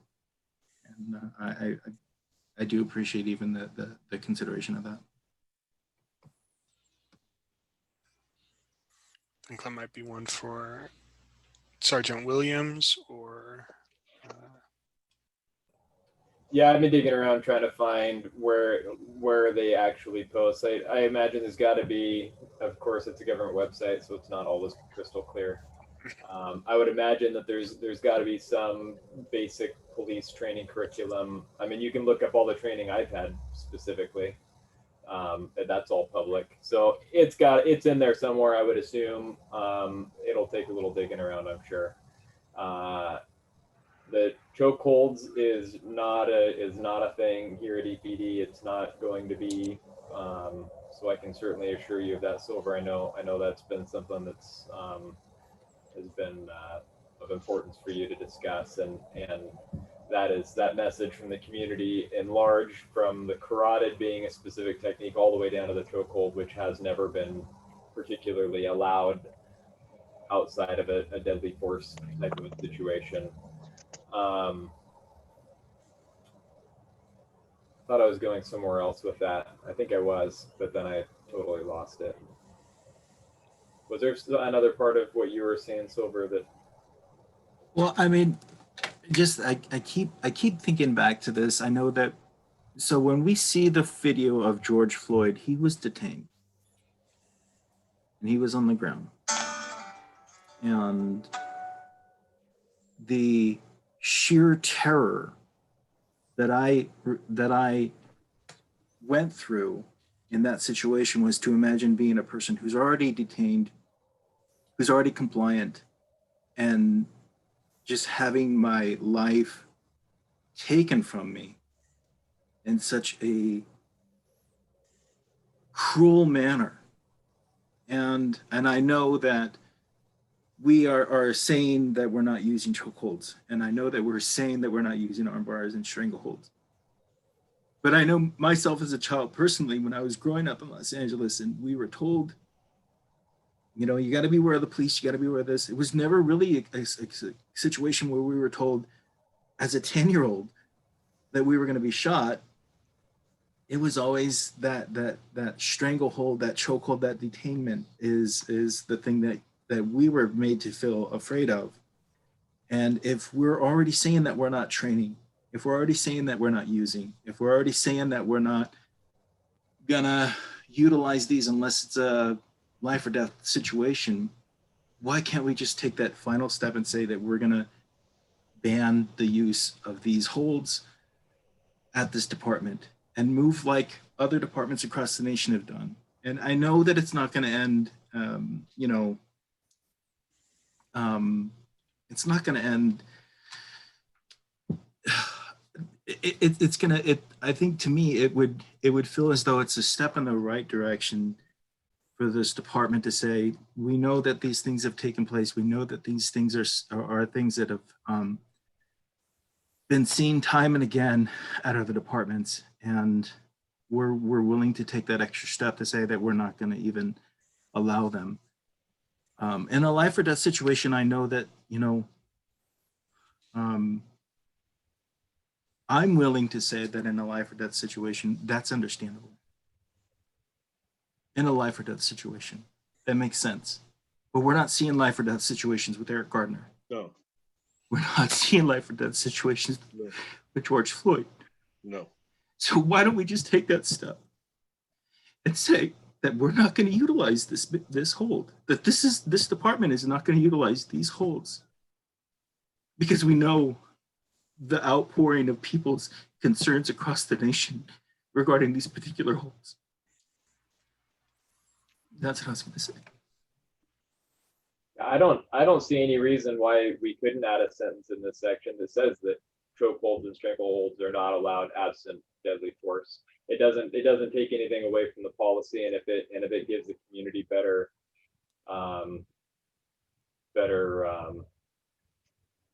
comfort in knowing that it's more of a taking a stance. It's not how we normally would write policy. We write policy generally for what we are trained in, what we can do, what is allowed. Is the only policy really that we have that tells you what you cannot do is the code of conduct, and that's just out of necessity for what that is.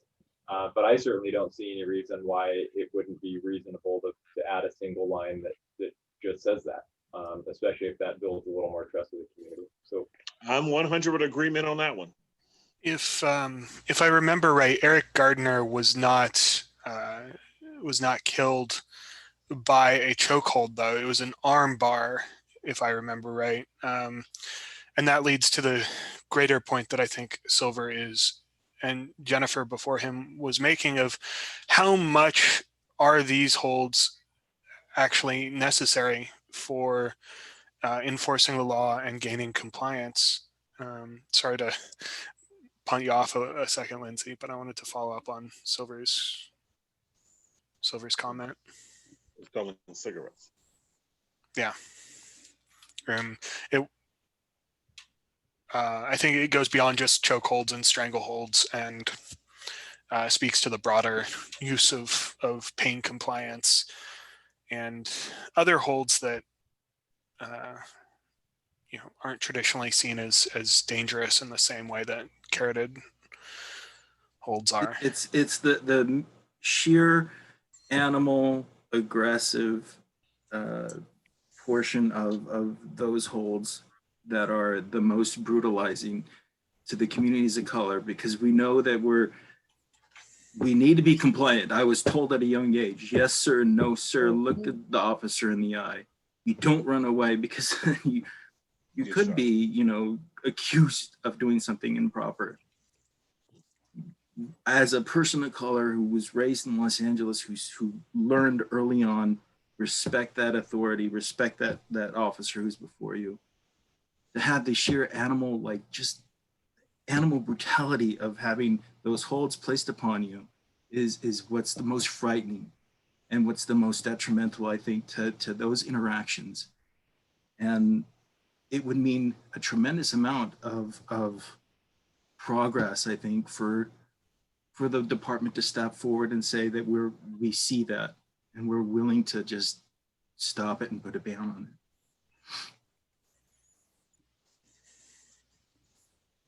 It's my Often the hardest thing is just saying, I recognize that it's going on.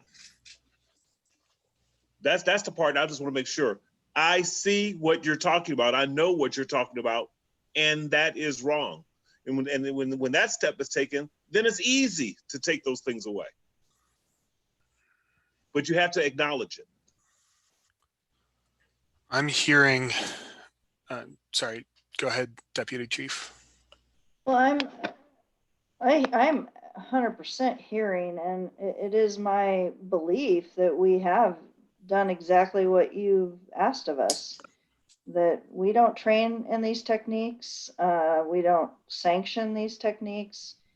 And to your point, Silver, in that very extreme circumstance of a life or death situation, that would be the only time an officer would be in a place where they could implement those techniques. I mean, the very term choke, hold, I mean, not a good term and shouldn't be something that we should have ever endorsed in this profession, in my opinion.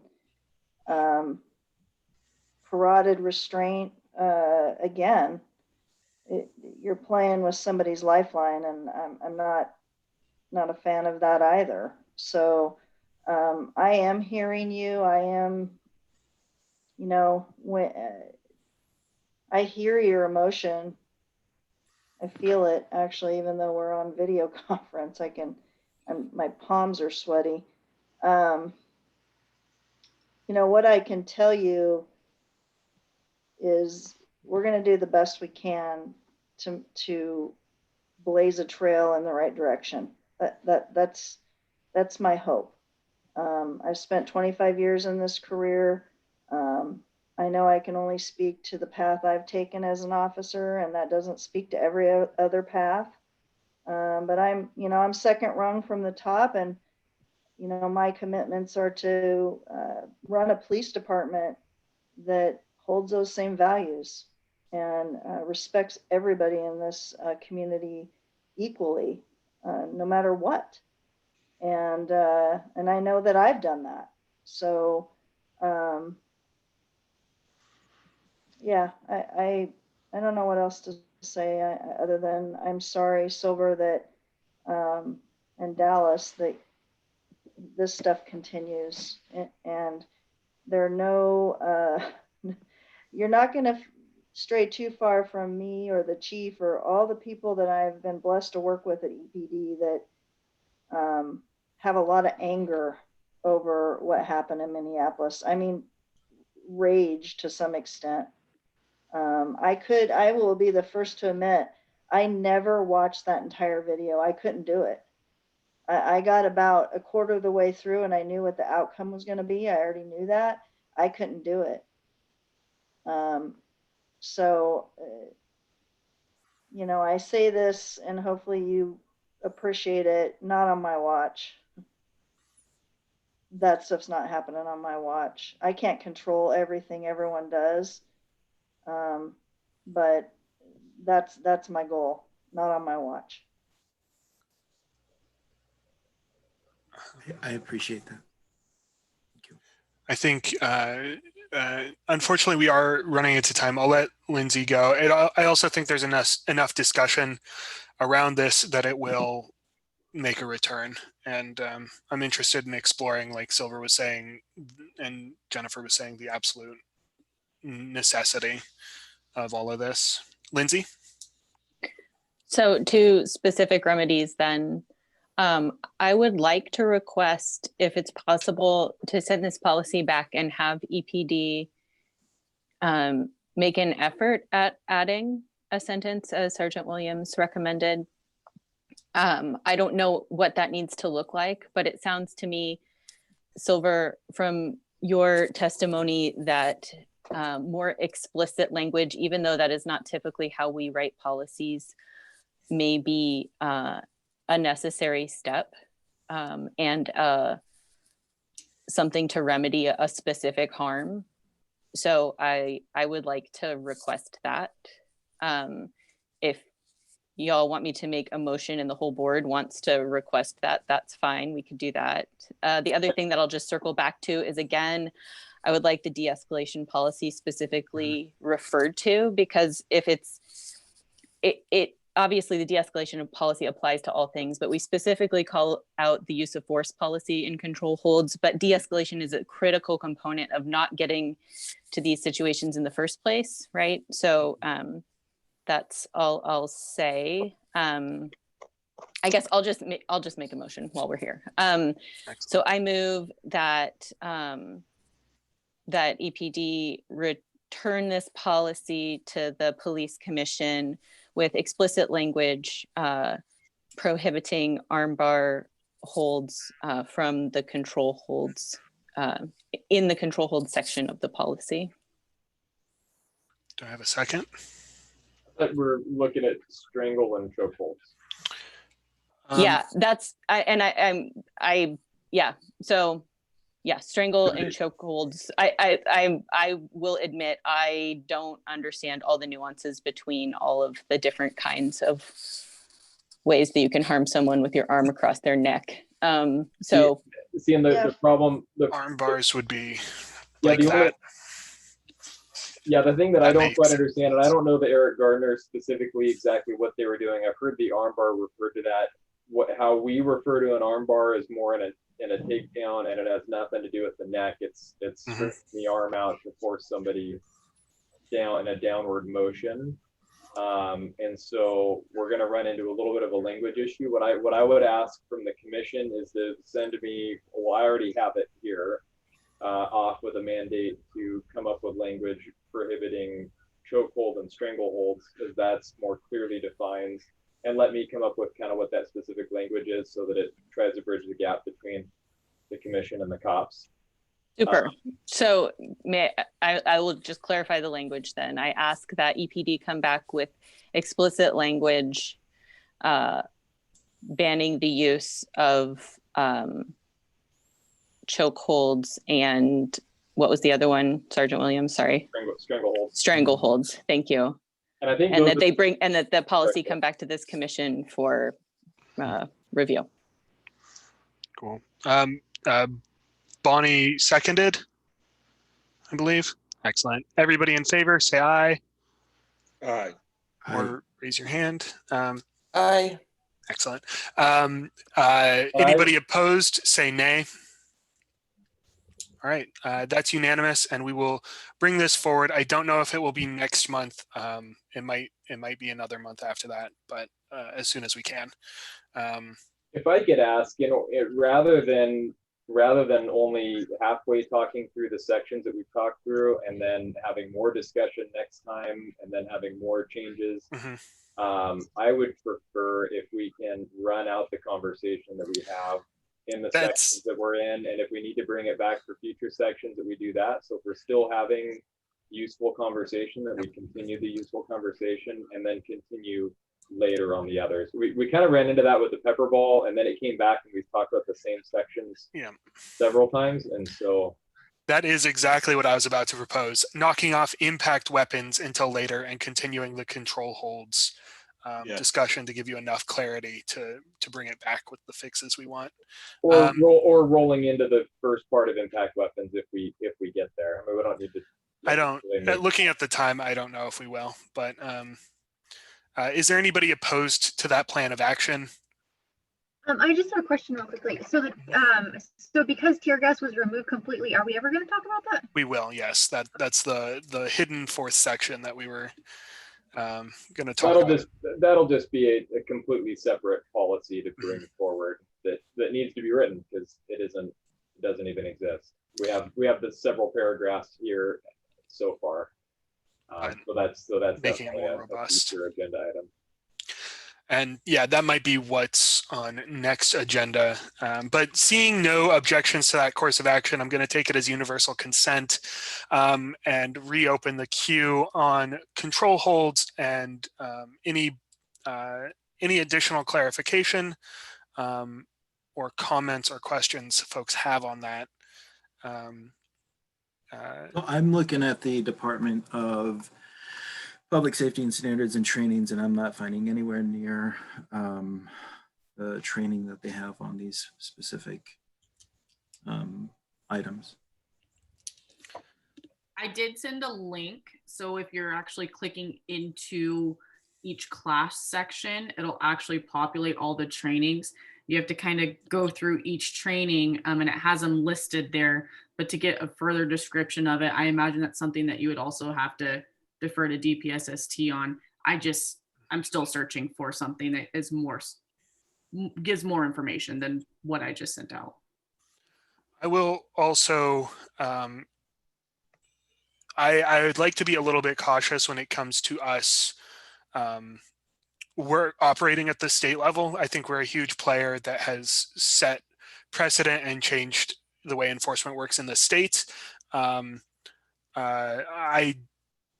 want to be careful as we recommend sort of recognizing that our purview is Eugene centered and that we can continue to be a leader by advocating for change here without sort of drawing us into the state level politics or conversations. And I think when Senator Manning comes back, probably in the new year, we'll be able to get hopefully an update, not just legislatively, but about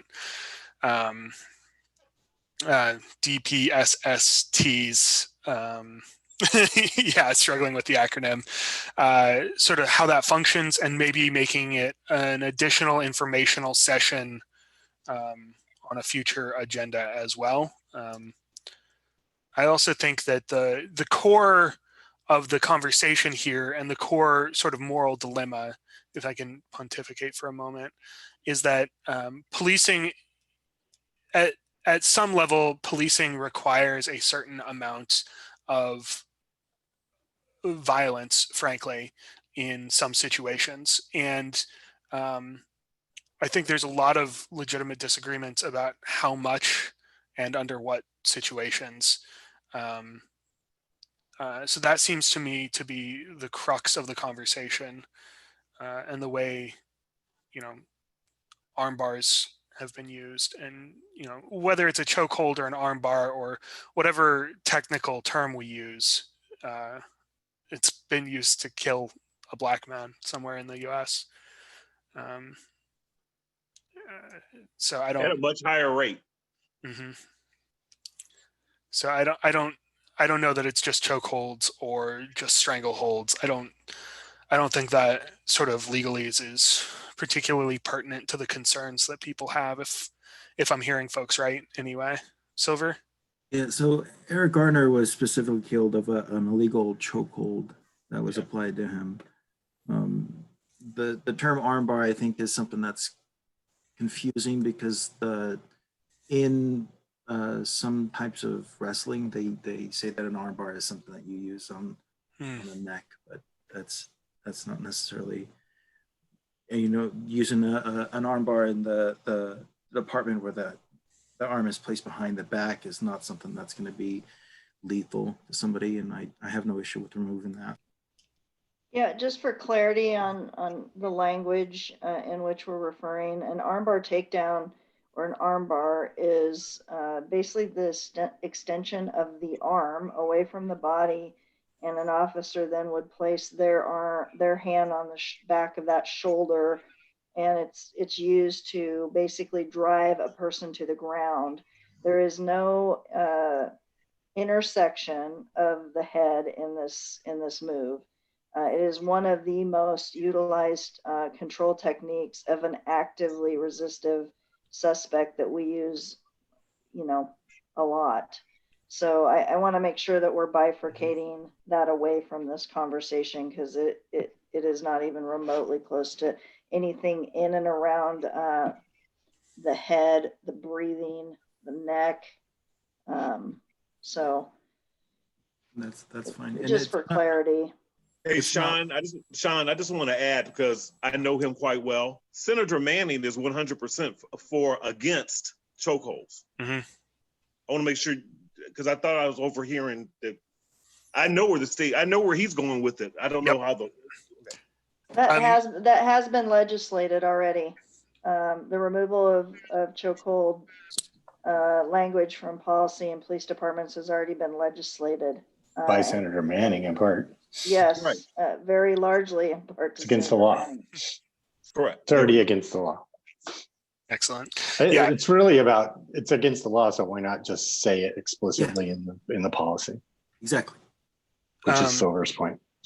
Yeah. So I think Dallas, Silver, Allen, if we want to fall back into queue. Dallas, do you have anything else you'd like to say? No. Okay. Silver? Yeah, I wasn't able to join again after the last meeting, but I did watch the video, and it wasn't lost on me that Senator Manning brought it up. That's all I was going to say. Sweet. Alan? Okay. Yeah, to your point, Dallas, I agree. And I think, Senator Manning's doing excellent work at the state level. And I don't want to step on his toes, rather just support him in those efforts. So, yeah, that's, it sounds like that is an excellent place for for you to start, Kyle? Is that anything Sorry, else? you'll have to give me that one.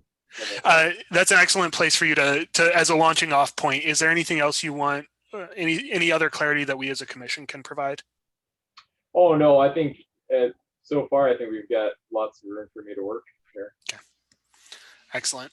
Then I guess we do have time to move on to the next next one. 808.4. Did not expect to get here. So the only clarification that I made in there was it was a little bit surprising to me that the extended range impact weapons was not more clearly separated out under the impact weapon section. So I wanted to make sure to call that out so that it was clear that those were two separate. And then adding the little bit about we do make it clear that you can only use an extended range impact weapon if you've been trained, but also ensuring that we call out that you can only use it in accordance with that training. And it is somewhat inherent that if you're trained that you would use it, but it gives us that policy language that if somebody uses it outside of their training, that we clearly have it spelled out. And so I wanted to make sure that that got added in there. And otherwise, we'll open it up for questions, comments. I got V and then Lindsay.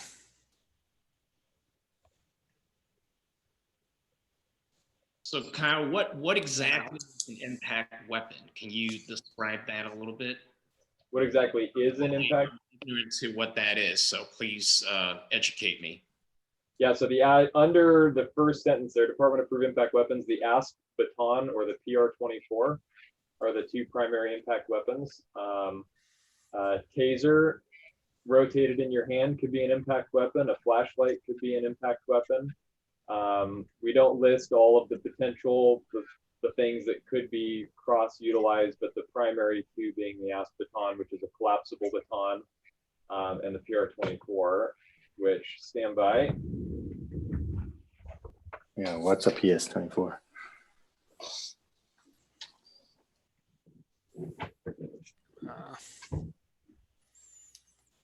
Oh, I'm guessing he's pulling one out. So my PR-24 is actually in my car, but this is an ASP baton. So it's a collapsible baton, metal, small handle, collapse down into just the metal handle there. The PR-24 it's a side handle baton, so it's going to look like a straight stick and then have a handle off the side of it, so you can grab it on the side. It's a nightstick essentially. But really, in the event of being in a physical confrontation where you need to use an impact weapon, I was just at Taser recertification yesterday, and if the taser is ineffective, sometimes and you're in a close encounter, it can be difficult to get it back in the holster, and so we train trying to get back in the holster. If you can't, throwing it away so that it's no longer involved, but then that leaves it open to somebody near you. And so they were training yesterday in considering, and mine's out in my car also, rotating it in your hand to then hold it in a way that you could use it as an impact, retain control of it so that it doesn't get used against you or stolen, but where you can still use it in order to win the fight. Excellent. So I've got Lindsay on the queue next, and then Alan, and then Ian. I just had questions about the extended range impact weapon. It lists the 40 millimeter sponge round. I feel like in the back of my mind, bean bags is like floating around in there. Is that something that's no longer used? And what is a sponge round? Yeah, so we used to have beanbag rounds. They were fired out of shotguns. We specifically bought marine grade shotguns, so they were a silver in color, so they were readily identifiable, particularly to us, so you didn't grab one accidentally. The shotgun beanbag rounds were effective, but also problematic and more injurious. They were more likely to cause an injury to someone. And probably 10 or 12 years ago, we switched primarily to the 40 millimeter sponge round. And so it's 40 millimeters in diameter. It's a very large diameter, and it basically is a pretty dense rounded rubber foam tip. And it's launched out of a single shot, shoulder fired weapon, I guess you could say. It's very specific to that. They can also shoot gas rounds. So SWAT uses them to shoot cold gas if we have a SWAT type incident. But patrol isn't trained in that. They're not carried in that way. But it's a very specific device for the sponge rounds, and the sponge rounds are much less likely to cause injury.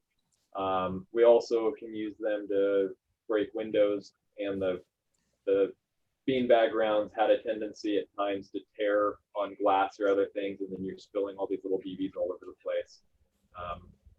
So really, I've just gone to the sponge round, and it's just less likely to cause injury. It displaces that energy over a larger area because that's just a physically larger device. But they're accurate out to a fairly good distance. And so it's a way that with some distance, we can add pain compliance in order to get somebody follow directions. The golden scenario that you think of is the person with a knife, where we can be at a long distance away and still be able to have an impact to try to get them to drop a knife. And just to be clear, I'm assuming that training is that you don't shoot people in the face with these, because I'd imagine that could cause blindness. It could cause all kinds of injuries. Yeah. Unless deadly force is authorized. Yeah, the training talks a lot about specific impact zones, which are big muscles. So the back, the buttocks, the thighs, areas where you're least likely to cause an injury. You're avoiding the upper chest area, the genitals, the face, of course, face, neck, that softer tissue. Really going for meaty muscle zones. Thank you. You're welcome. Sweet. Next up, I've got Alan, Ian, and then Amanda. V and Lindsay asked my questions. Excellent. Ian, and then Amanda. My question's around department approved training for the use of batons. Does that include using batons, or I guess flashlights as well, to administer a choke on a subject? And what are the approved uses for batons covered during department approved training on baton use? Again, chokes aren't authorized, so we're not going to use a baton or our hands or any other device unless we're in a deadly force encounter. Typical training involves, again, similar to the extended range, you're looking for bigger, meatier portions, overhand strikes, overhead strikes, to holding just in your hand in kind of a raking motion across somebody's torso, upper torso. Ryan, help me out here. Similar to the long range, or Navasha. I forget that you're here still for some reason. Similar to the long-term impact weapons or long-range impact weapons you were talking about. It's the larger muscle groups that we're typically using those strikes towards, just to get that compliance that we need to get. We're wanting to hit those areas so that we're not breaking bones and causing significant injuries and things like that. Oh, sorry. And an impact strike to the head is oftentimes going to be considered a deadly force, and so we're specifically trained not to hit somebody with an impact weapon in their head. I think it's also important to mention with impact weapons like a PR-24 or an AS baton that it's not always used to strike. It could be used as a mechanism to actually just push somebody away to get distance, to then create that distance and actually, revert to something different, because obviously whatever's in close quarters is not working. Yeah, absolutely. just holding like even this, just holding it on both hands and using it as a shoving device is certainly something that's not uncommon. Excellent. Thank you. I've got Amanda next. Great, thank you. I was just wondering for the impact weapons, I have a couple of questions. I was wondering if you could speak to the use of impact weapons for crowd control, like what that looks like. And then I also was curious about for the extended range impact weapons, is that one of those things where only officers who have been trained to use them can use them? Correct. That'd be helpful for me. Thanks. Yeah. Regarding crowd control, I mean, they can be used in the same way that they're trained for just about any other encounter. It's a close range. I would say oftentimes they're used more as a pushing or shoving in a crowd control line. So if we have a line of officers and we're trying to make a push, it's either going to be generally not the AFS, the PR-24 or a long handle baton, but generally the PR, the side handle baton, is going to be used in a cross the body type of a way to be pushing back, or with the handle back and the tip forward where you're using it to push people back.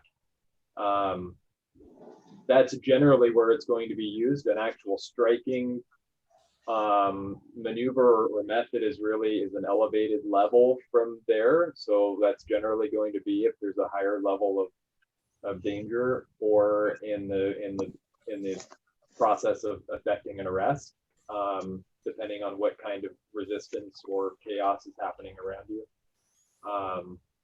So it really kind of depends on what exactly is happening at that moment in time. But again, generally on a line, it's across the body, and it's a tool to help with pushing. And it's not just the physical motion. It is intimidating. And seeing a line of officers making a motion as they're stepping down the road is an intimidating factor, and that's effective in influencing a crowd at times. In order to try to get the crowd to at least some of the crowd to disperse and start following directions. Okay, thank you. Could you tell me a little bit more about the extended range impact weapons? Are like when and how those would be used for crowd dispersal? Well, they're not allowed in crowd dispersal. But it says significant damage exists or the deployment of extended range impact weapons can prevent it. Extended range impact weapons should not be used for crowd dispersal unless an immediate risk of injury or significant property damage exists. The deployment of the extended range impact weapon can prevent it. In practice at EPD, an extended range impact weapon is really only been used in the process of effecting an arrest on a specific person. So they're not used just as, hey, there's somebody doing something over there. It's going to be in the process of actually making an arrest. Okay. Thank you both. Is there, so we are running right up against the clock. Do we feel it's necessary to bring this policy 808.4 back as well? Is there additional conversation we'd like to have next time around on it, or would we like to approve it as it stands? All right, I'll take that as a motion, Alan, to approve. I'll second it. I'll second it. Seconded by Dallas. Everybody in favor, say aye or raise your hand. Aye. Aye. All right. Thanks for clarifying. We're voting on this policy as it stands now? Yes. Yes. Just the 808.4 section. Just 808.4. 808.3 we've already discussed will have to come back. Okay. With the modification made by Kyle. Yep. Amanda, you're just giving me a clear signal that I don't have a bunch of homework for that 0.4 section. Yeah. Yeah, no, I'm just clarifying because I have to vote no on it because of the use of impact weapons for crowd control, and that's counter to what Human Rights Commission has recommended in the past. So that's why I was clarifying. So I think I have to vote now. All right. So I was just about to get to that. Everybody opposed, say no or raise your hand. Lindsay and Amanda both opposed. So that passes with a 7-2 vote, 8-2 vote. Thank you, everybody. Let's move on to Alan's got a question, it looks like. Alan. So do Amanda or Lindsay have language change they'd like to propose? Or maybe you can bring that back if you'd like. But I think for me, like, or is it just a blanket prohibition? I think for me, I would say that I think it would be helpful to have more clarity around the not using weapons for crowd dispersal, because to me that reads like you can. And when I hear Sergeant Williams saying that in practice they don't, and that he thinks they can't, but to me it just doesn't read that way. But that being said, I don't think I could vote in favor for it given Human Rights Commission's stance. So. Well, it says it shall not be used unless, and then it's, so what's the Human Rights Commission stance? That never in any circumstance it should be used? Right, Human Rights Commission. Period. Impact weapons and chemicals could not be used for crowd dispersal or control. Ever. That is the recommendation that they forwarded to City Council last time I checked. And I think that might be a bigger conversation for another time. With only a few minutes remaining. Oh, Dallas, did you want to?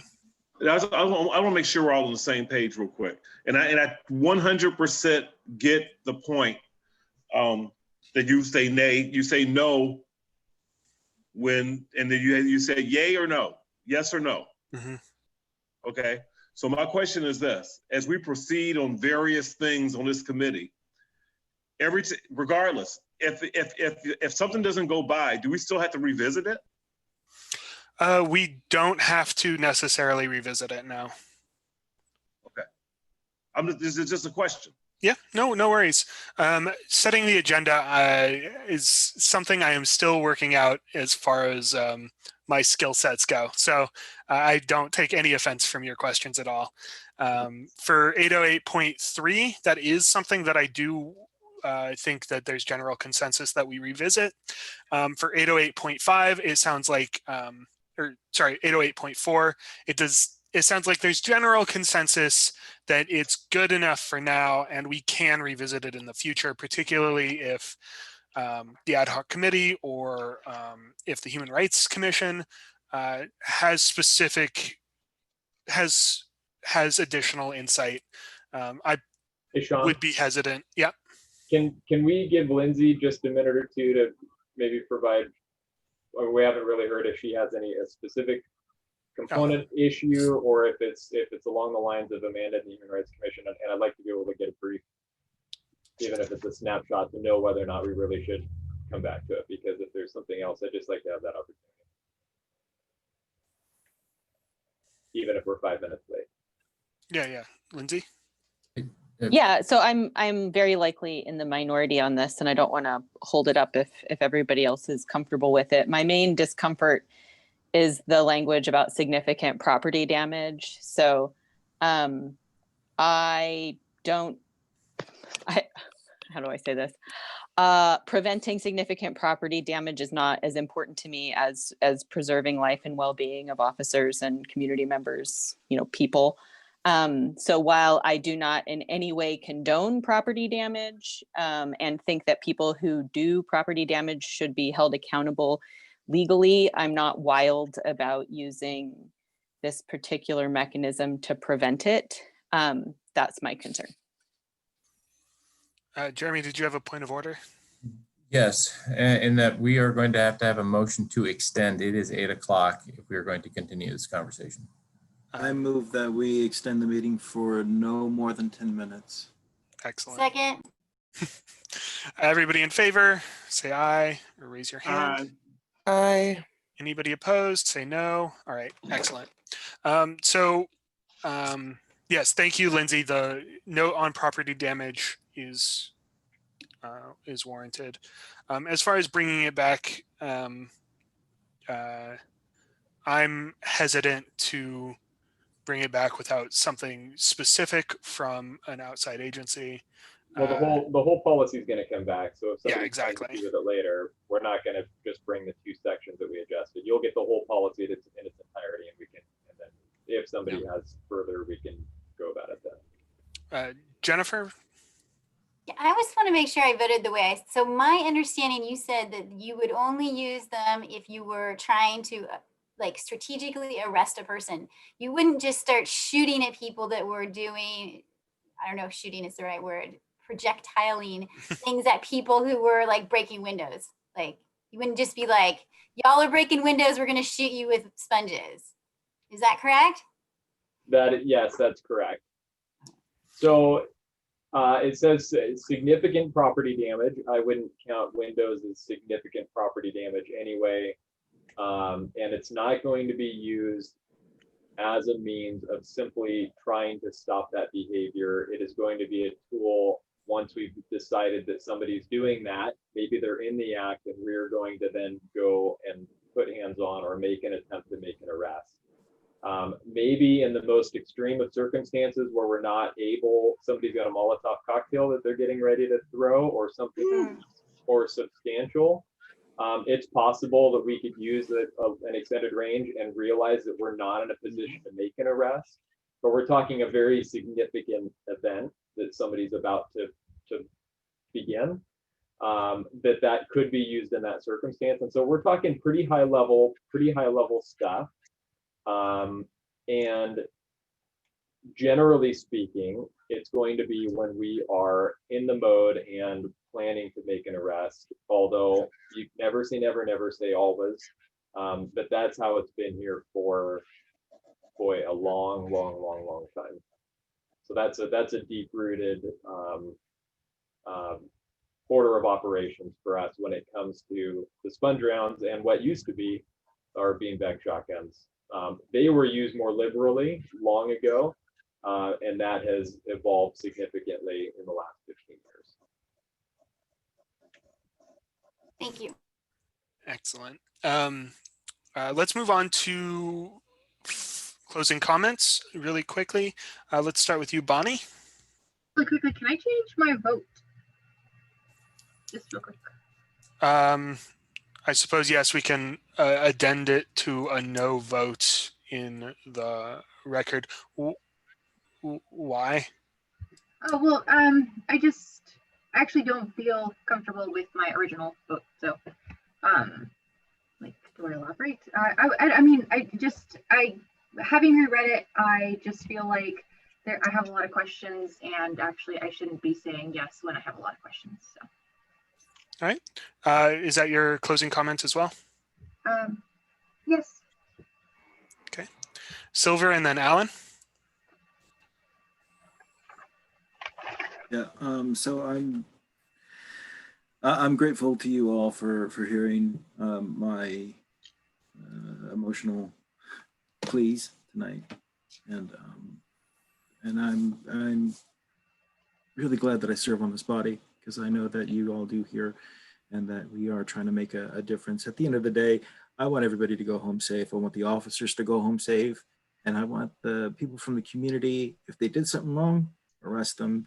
But if they didn't, or if there is, it's just a situation where I want everyone to feel a sense of security and safety. So thank you. I feel really validated. Thanks, Silver. Alan and then Amanda. Thanks for saying that, Silver. It's important to hear. I don't have any other comments. Thanks, Alan. Amanda and then V. Yeah, I really enjoyed the discussion tonight. I thought it was really robust, and I learned a lot. It was a very helpful discussion for me, and I really like, Silver, your closing comment. I would absolutely second that and agree with that. Excellent. V and then Dallas. Yeah, definitely. Very, very, good conversations going around. And I also really appreciate, Silver, for you to open up your, past and sharing it with us. I know it's very emotional. And, I was very choked up when I heard you, describe your experience. And, I'm sure there's, many people who have similar experiences that you have, but to hear that from you and to hear it in this platform is definitely important. And it's important for deputy chief and all the other the sergeants and the union rep to hear about it as well. So thank you so much for that. Is to put yourself in a vulnerable spot like that it takes a lot of courage. So thank you. Dallas and then Lindsay. Yeah, I just want to just go over again that, when we're talking about this property and so forth, a lot of Black folk have had property taken away from them, damaged and all this stuff, and they really didn't have too many protections. So when I hear things about that property part, and I've been of a group that's been targeted, and the very first thing they love to do is take away property and damage property and do so in a very negative act. I'm not taking away any tool that the police have to stop that. So that's me. And that ends my statement. Thanks, Dallas. Lindsay and then Jennifer. Thanks, Dallas. It's helpful.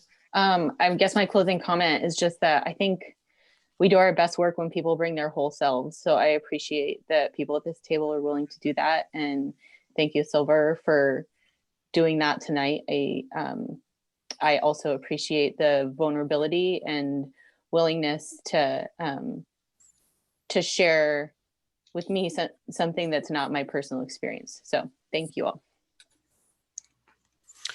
Jennifer and then Ian.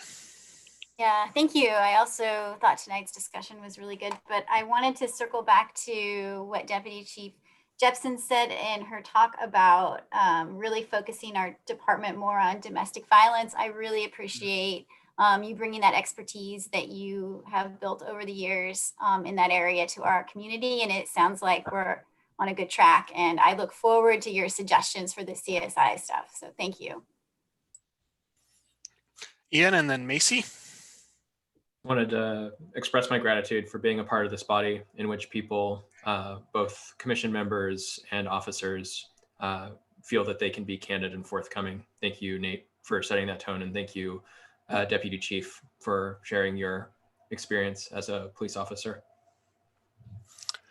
Macy? I just want to agree with everyone about how this conversation was very much robust and needed. I would just like to caution people in thinking or saying that something doesn't happen here just because it hasn't. We are at risk for anything happening here. So I think that needs to be really thought about and just be conscious of the type of language that we are using and coming from this as a Black woman in this community. It does happen here, and it just happens differently. So thank you everyone for having such a influential conversation. Thanks, Macy. I'd like to, for my comment, echo what Dallas was saying. I know there was, at least in the 2016 election when I was still working in radio sales, a lot of fear from particularly Black-owned businesses about being targeted by white supremacists, the way we saw near Charlottesville. So thank you all for joining us tonight. We managed to get out just on time, and I hope you all enjoy your evening on the second try. Thanks, everybody. Thank you. Thank you. Night, everyone. Good night.